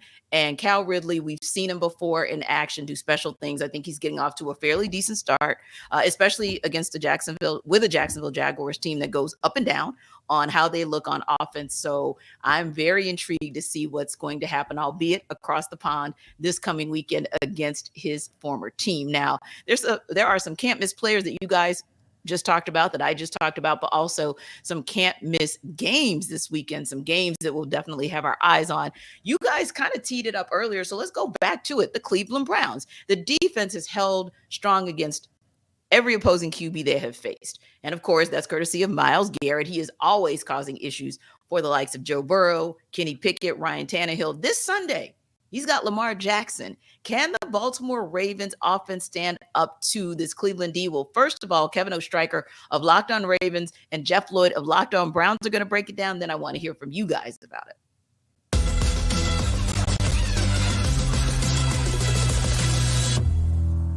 But all right, let's get to predictions, final scores. Jeff, who do you have winning this one and why? I just think things are going really, really well for the Cleveland Browns right now. Obviously the advantage of playing this one at home, coming off the momentum of the huge victory against Tennessee at home after the loss in Nick Chubb, basically circling the wagons, getting to see the best of Deshaun Watson in a Cleveland Browns uniform. I think the momentum continues to grow here. The Browns get to go into the bye week, and then obviously have to face one of the toughest teams in the NFL, the San Francisco 49ers, in Week 6. I think they're going to continue the momentum here. Look, I think it's going to be a closer ballgame than the first two wins, obviously Cincinnati and Tennessee. I think maybe some 23-16, 24-16.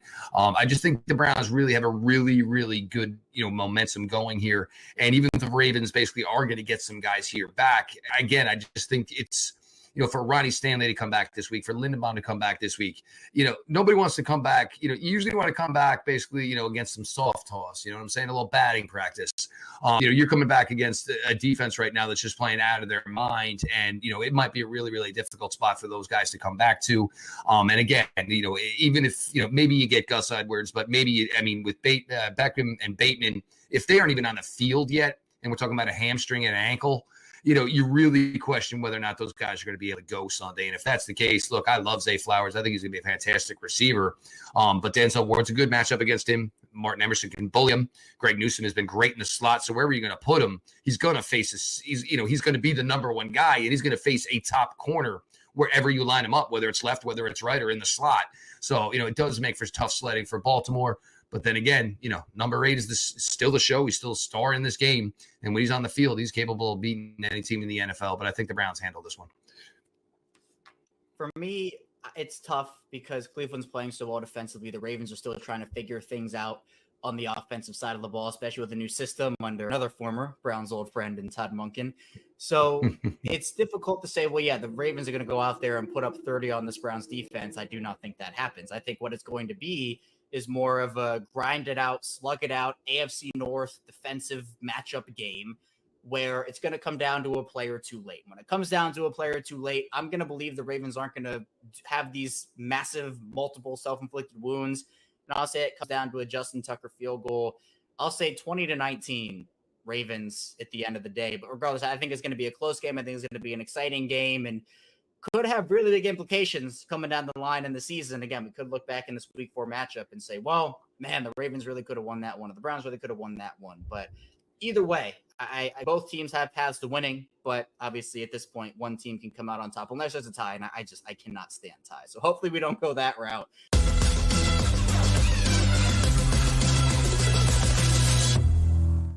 Yeah, teams in the AFC North would rather destroy one another than tie. That's just not what they do. But oddly enough, 3 out of the 4 teams are 2-1, including these 2 teams. So, man, this is going to be some type of matchup this weekend.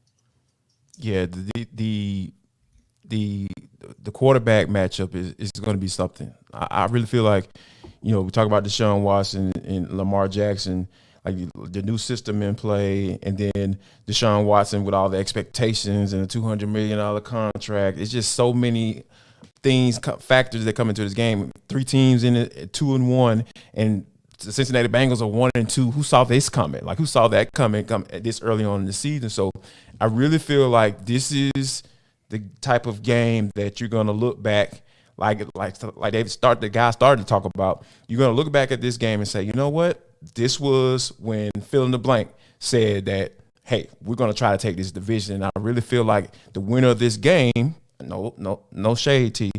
Pittsburgh Steelers still, it's hard for me to get on board with them right now. So I really feel like the winner of this game can really say, you know what, we're the front runners in this division. We are the team that can take this bad boy, thinking big picture going forward, and say, you know, this is when we plant our flag and say, you know what, AFC North is ours today after this game.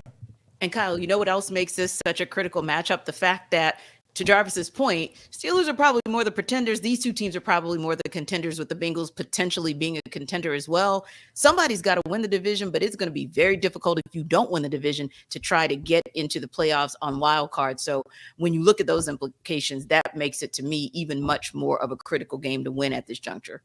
Yeah, and what's really interesting for all the praise that we've heaped on Cleveland for their defense, Baltimore second best yards per play in the NFL at 4.1 yards per play. Quietly, so let's go ahead and lean into the under. We're used to that though, right? Like, that's not anything new. Oh, Baltimore Ravens defense good? Cool, yeah. All right.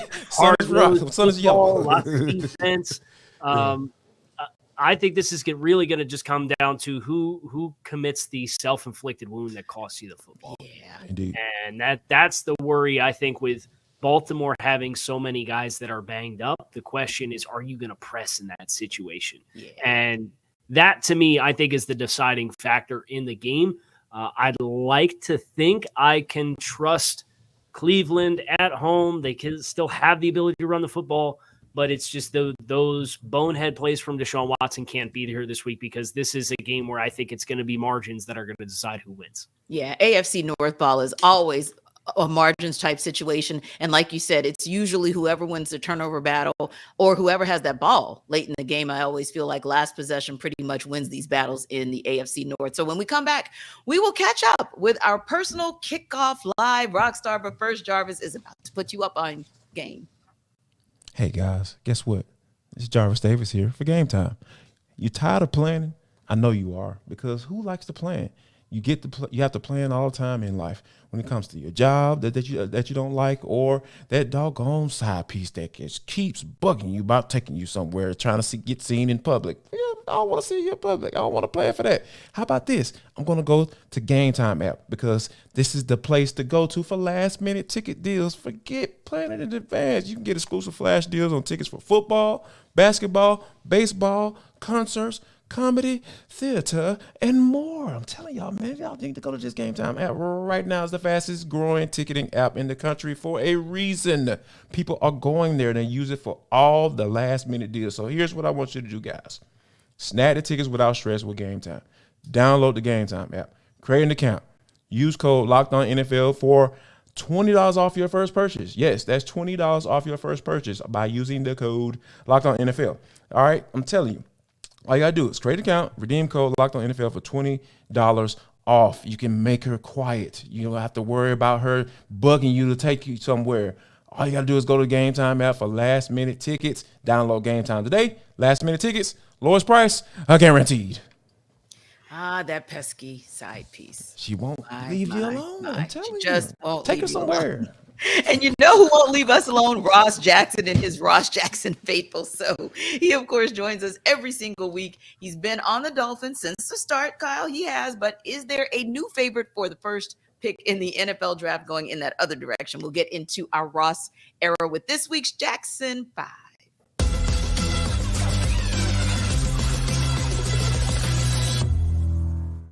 All right, everybody. It's the rock star of NFL Kickoff Live himself, Ross Jackson, here with the Jackson 5. Yay, let's hear it for him, because you got oh my goodness, you got such a supporter crew that comes through from every week for NFL Kickoff Live, and we certainly appreciate it. Now, look, your smiles, all smiles right now, but I know it was a tough week last week because Saints took their first L of the season. And so, yeah, but I guess you're smiling too, Ross, because the good news is Derek Carr is not down for the season, and it really did look it looked pretty dire at first. So I think that's a good thing, but could be a little bit of a conundrum because you could just decide. Dennis Allen will have to make a decision. They'll have to make a call. Jameis Winston, Derek Carr. Who do you think, with some of the intel that you've gotten so far this week and what you've seen at practice, who do you think is the start? Yeah, at this point, I think going into this week's game against the Tampa Bay Buccaneers, the Tampa Bay Buccaneers will see a very familiar face at New Orleans Saints quarterback, and that will be Jameis Winston. I think that's the way that the Saints are going to go here. It's the wise decision to make. Look, you got away without the big serious injury for Derek Carr last week. The offensive line has not been great here in the city of New Orleans.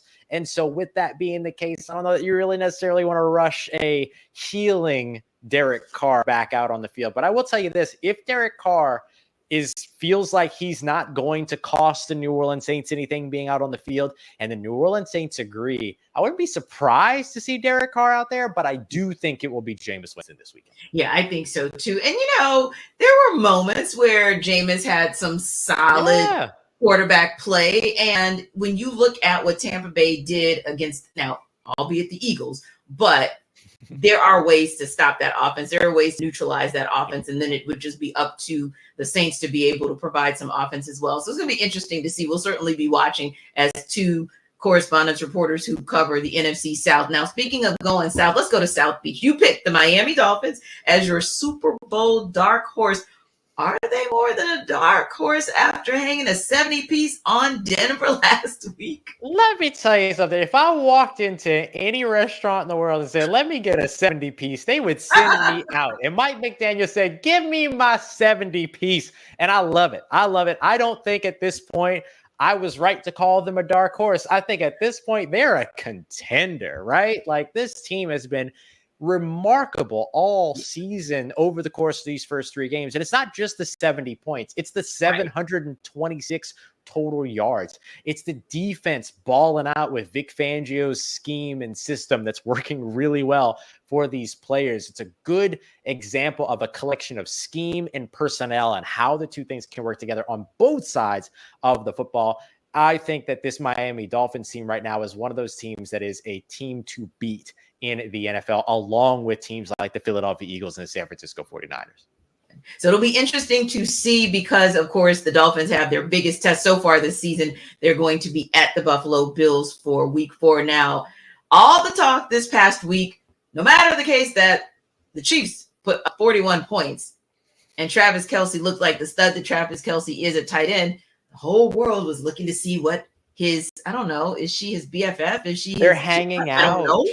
They're hanging out. Taylor Swift fans. Yeah. And you're learning about this guy that nobody knew about, Travis Kelce. This Travis Kelce guy. Whatever, man. What are your thoughts on this whole Taylor Swift thing and the fans kind of coming over and discovering the NFL? Look, that's probably my favorite part about it. I love the influx of new NFL fans. We're watching not the New Orleans Saints. See how used to that I am.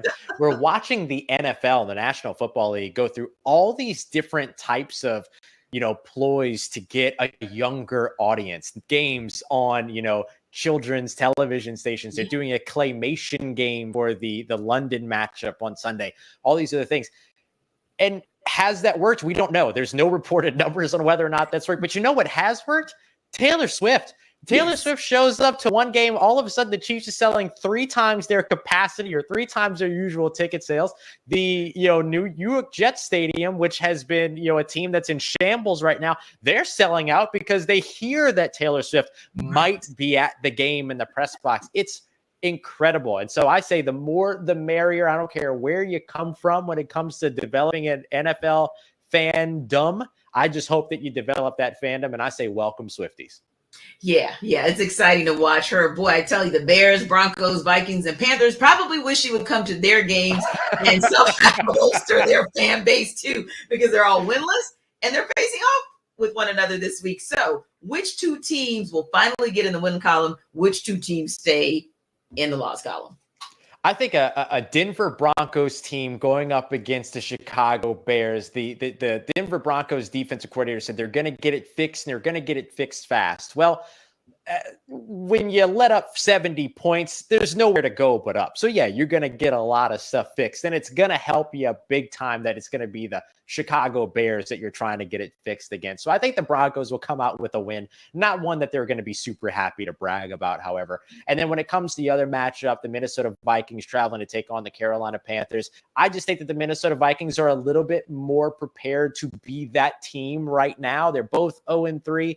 It's a little bit more surprising to see it from Minnesota than it has been to see it from Carolina. No shade at Carolina, new coach, new quarterback, all those other things. Had to start Andy Dalton last week, seen that movie before. I think that when it comes to that matchup, I think the Minnesota Vikings will walk away with the win. And that's pretty big when it comes down to some things for the Chicago Bears and the Carolina Panthers moving ahead.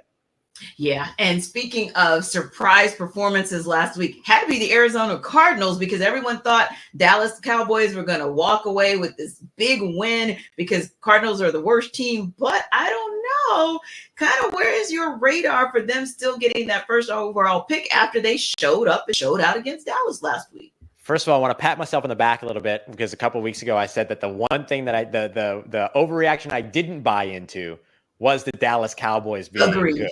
There you go. Here we are. I think right now, if I'm shifting that first round pick meter, I'm kind of getting a little bit more firmly locked in on the Chicago Bears. Here's why. Not only are the Chicago Bears bad and therefore could end up with a first round pick themselves, but they also own the first round pick of the Carolina Panthers, who are also bad. So they have two chances to get that number one overall selection. So I'm starting to look over at the Chicago Bears a little bit with a side eye. Yeah, they are absolutely a clusterfuffle. They are hot garbage. They are a hot mess. I mean, whatever term you use could not be strong or too strong to describe the Chicago Bears. Okay, we got Swifties, and when you guys come back next week, we're going to have a name for the Ross Jackson faithful as well. We appreciate you guys stopping by. We'll see you next week on the Jackson 5.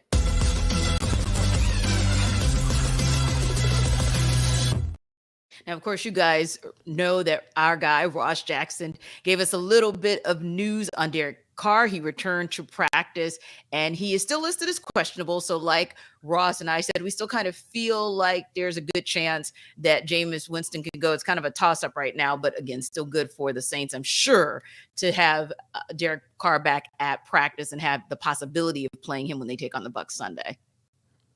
Yeah, that's going to be something that I really feel like we talked about earlier, it's going to be a determining factor as to whether or not the Saints have a chance to win this game, because the Bucs are coming. Like they are coming up front. Like they are so strong up front. Like that's why they're able to keep a guy like a Baker Mayfield, who's a quarterback, keep him in games. You know what I mean? So I think that he can make plays when the opportunity comes his way. So yeah, if Derek Carr doesn't play and Jameis Winston is the starting quarterback, I feel like that's a win or loss type situation. So if Jameis is at the quarterback, he's going to put the ball in harm's way, like he's been doing, and unfortunately love Jameis as a guy, as a person, but this is the type of that's how he plays. That's who he is, and that's why he's no longer with the Tampa Bay as an organization. So I really feel like Derek Carr potentially not being in this lineup is going to be the big key for this game. Yeah, and Kyle, maybe another game that will have a bigger impact due to injury than even we were talking about just 6 or 7 minutes ago, to tell you how quickly things can turn. We just got official word that Odell Beckham Jr. and Rashad Bateman have officially been ruled out for Sunday's showdown between the Ravens and the Browns. And we talked about the impact that Zay Flowers could potentially have on this offense if he and Lamar Jackson can connect. But I thought about it and kind of looking at it, although, yes, those are absolutely two losses, when you kind of dig into the numbers, it's interesting because 5 for 7, 66 yards for Odell Beckham Jr., no touchdowns so far, 7 receptions, 9 targets, and just 59 yards. Again, no touchdowns for Rashad Bateman. But you look over at Nelson Aguilar, quietly, he's got a touchdown. Quietly, his numbers look a little bit better because he's had 9 receptions, 10 targets, 102 yards. Do you think, however, with both of these guys now being officially listed out, Kyle, that between Nelson Aguilar and Zay Flowers, Lamar Jackson still has enough to be able to move this offense? I think anytime you have a quarterback who has the dynamic ability of Lamar, it's hard to dismiss the ability to move the ball. Now, I think Cleveland's got really good team speed. I think they have a secondary that can kind of match on Mark Andrews. I think they have a secondary that can still give some problems to Zay Flowers, whether he's inside or outside. So it's just a risk that I think Baltimore ran with what the wide receiver market has turned into, with how expensive it is to do business in that area and sign free agents. And it's now considered a premium position based off of these $30 million contracts that the top of the position is getting when they're signing new deals. It's really hard to remake and remodel when you have, I don't want to say glossed over wide receiver for as long as Baltimore has, but they had the MVP season in 2019, and then they tried to shift with Greg Roman, and they were like, it didn't really work great, so we're going to go back to a bunch of tight ends and not really continue swinging the bat overly aggressively at wide receiver. And like doing it in one offseason was going to be really hard. So what do? You find Odell Beckham, who has high upside with what he is when he's at his best, and you're hoping that Rashad Bateman can be the first-round player that he was, but he's had durability issues and has continued to now have durability issues. It's just fans always want to be like, oh, you should have done this better. Every team says we should have signed more offensive linemen, right? They're not just laying around. Like there's an availability there. There's a limit to the resources that you have. I think with what you're saying with Baltimore, unfortunately, is an embodiment of that, where it's really hard to just flip the switch and find 11 personnel that's really going to hammer on all cylinders. And they're just kind of getting hammered with it right now. So Lamar's going to have to be the Lamar Jackson that he was when he proved he was capable of being a league MVP, and be a dynamic playmaker. And it might look differently for what the plays calls look like versus that offense and this offense, but you got to make the plays if you're going to win the game. Differently indeed. And if there's one thing the pandemic has taught us as well, speaking of differently, it is how to shop differently. So Jarvis is actually going to tell us a pretty good way to do that with eBay. And guess what, guys? Our partners at eBay Motors have teamed up with Locked On Fantasy Football host Vinny Iyer. Yes, I got Vinny Iyer to bring you some of the best fantasy picks each week all season long. Whether you're prepping for a daily draft or you're scouting the waiver out, trying to figure out how to beat that guy who continues to talk trash to you every week, even if y'all aren't playing each other, they out here trying to talk a little trash. So yeah, every week we're going to get you prepared to provide you some players that are guaranteed to fit on your roster. So let's see who Vinny has picked out for us in this week's eBay Guaranteed Fit Fantasy Pick of the Week. This week, it is Broncos running back Javonte Williams has gotten a healthy 48 opportunities in his first 3 games. But so far, he's managed only 180 scrimmage yards and 0 touchdowns during the team's 0-3 first start. Expect the volume to finally convert into true fantasy production for Williams as Denver gets the wilting Bears, the awful Bears, the reeling Bears, the outside noise Bears in Chicago in week 4. The Bears have given up plenty of overall yardage and scoring juice to backs through the first 3 weeks, and Williams will be the latest to take advantage as a runner and outlet receiver. So check out Javonte Williams for all of that. Vinny Iyer from Locked On Fantasy Football is going to help you win your fantasy championship, and eBay Motors knows the championship team is about each player being a perfect fit. Same with your vehicle. So guess what? Here's what we are trying to do over here at eBay Motors. With over 122 million parts for your number one ride or die, you can make sure your ride stays running smoothly.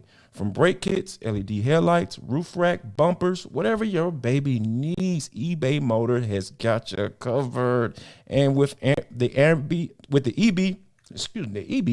eBay Guaranteed Fit is guaranteed to fit your ride with first time, every time, or your money back. Plus, at these prices, I'm telling you, you're trying to put some money back in your pocket, eBay Motors is the place to go. They have so many parts to choose from. So make sure you go keep your ride or die alive at ebaymotors.com. And, we really don't know sometimes whether a rookie is going to be ride or die or just die. But you hope that he will at least be someone you can ride with. And listen, If it takes a while for your rookie to get up to speed, no problem at all. But if you want to know which way to go with a rookie, our Locked On Fantasy Football host, Kate Majuk, has a look at some players we should be picking up and stashing as before their production catches up maybe to their potential in week 4.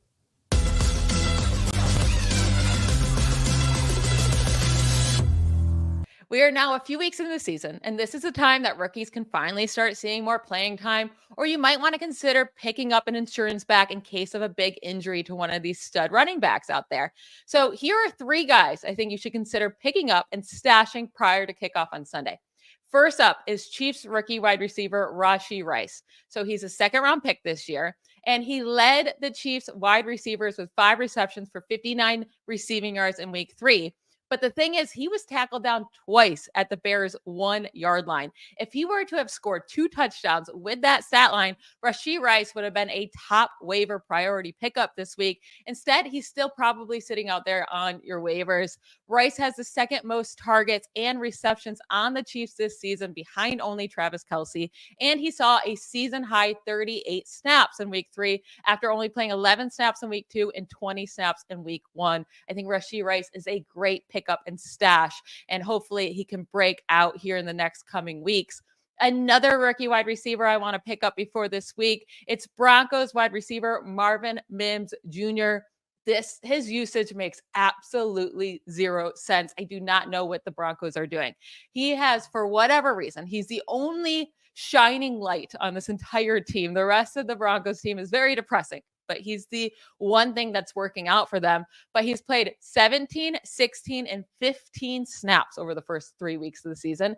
He has 7 receptions. That's it this entire year. But these are the yards he's had on those receptions. A 60-yard catch for a touchdown, 53-yard catch, 38-yard catch, and 30-yard catch. So 4 of his 7 catches went for a lot of yards. Plus, he had a 99-yard kickoff return touchdown. This guy is dynamic. And once Sean Payton and the Broncos open their eyes and actually get this talented player on the field more, he should be fantastic for fantasy. So again, that's Marvin Mims Jr. See if he's on your waivers and stash him if he is.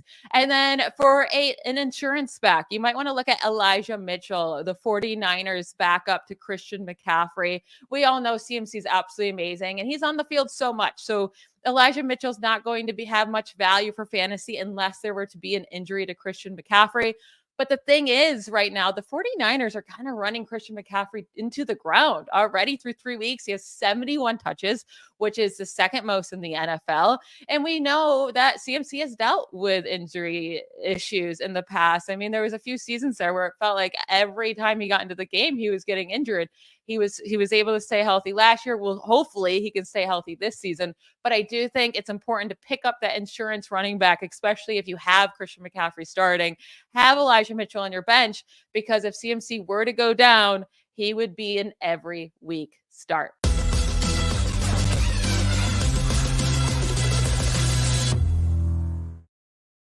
So guys, going into week 4, you got a lock for your fantasy football? Who is it, and why is that player maybe your lock? I got my lock.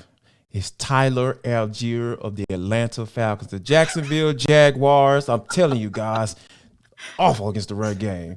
They have just been giving it up to the Glock when it comes to running the football. So, yeah, but seriously, though, I really feel like the Falcons are going to get back to the basics, being able to run the pound of rock. And I'm not excluding Bijan Robinson, Kyle. I see you over there kind of squirming around. Ahead and discuss. Yep. I see. I understand. But follow me here. I really feel like Tyler Algier brings something different to the game. Not better. I'm not saying it's better, but he brings a different element to the game, was what Arthur Smith wants to do. He wants to be able to pound that people into submission. And I think that, Bijan Robinson can give you that, but I think you're limiting Bijan Robinson if you're trying to put him into that role, right? So I think that Tyler Algier is going to be that guy who can do that for you when you're trying to establish something, and then when you're trying to finish games as well. So I feel like Tyler Algier is my lock of this week. I think he's going to get back on track with a sweet matchup against the Jacksonville Jaguars. He can be a touchdown machine indeed. Absolutely. How about you, Kyle, your lock? I'll stay away from the low-hanging fruit of Justin Jefferson against the Panthers, and I'll go with Keenan Allen against the Raiders. Obviously, the injury to Mike Williams, it stinks, and it's super unfortunate. I know we touched on it earlier throughout the course of the 2-hour block, but I don't trust that Raiders pass rush besides Max Crosby. They've got one guy up front. I think the Raiders, Austin Eckler's been banged up with the ankle sprain. Now Mike Williams out. It's like Keenan Allen's the guy. And I think the Chargers are going to score a lot of points. I think a lot of that's going to come on courtesy of the arm of Justin Herbert. So I think he and Keenan Allen are going to combo for quite an impressive day. And what Keenan have he dropped a 45 piece on me last week. I know nobody cares about my fantasy team, but I know firsthand what Keenan Allen did last week. Go ahead and lock me in. I don't know if he does that again, but he's going to have a really productive day against the Raiders defense.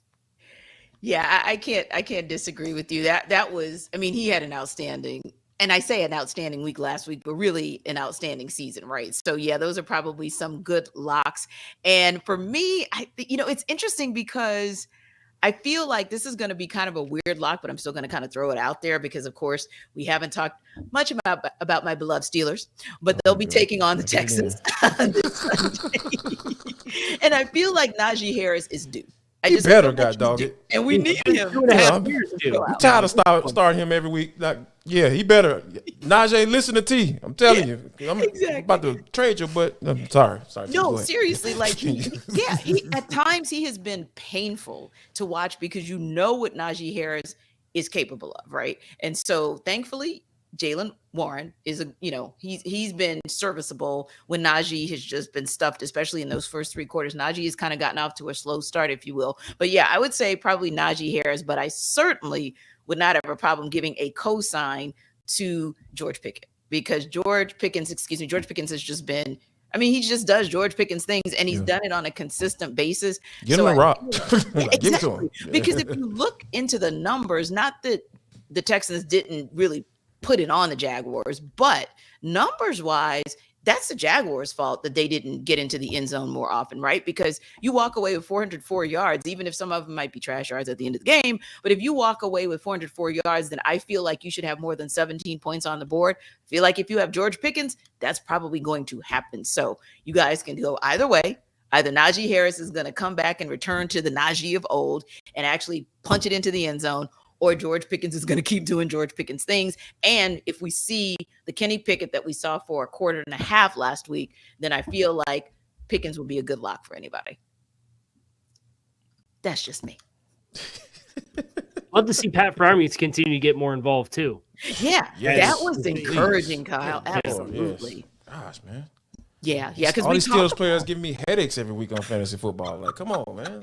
But he started to show exactly who we thought he is. And we talk a lot about. We were talking actually earlier in this show about tight ends and those tight ends who are really key and critical to their teams, and also teams that really take that tight end position seriously. And it's really a critical component of their offense. The Steelers have always been that team, and not whether it's a tight end who can actually catch the ball, who can actually score the ball, but also, the Steelers. If you're not a blocking tight end, then in our book, you're not a tight end. So I think that we started to see Pat Freiermuth kind of put all of those things together, and maybe, I can't believe I'm saying this out loud, but maybe Matt Canada kind of sort of put him in a position to actually do something that we knew he was capable of doing.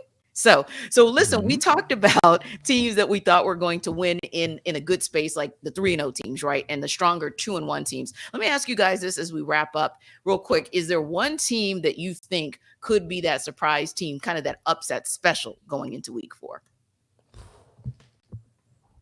I know not to say Pittsburgh. Better not. Throw that on the back burner. Yeah.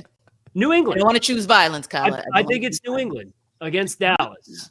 I like it.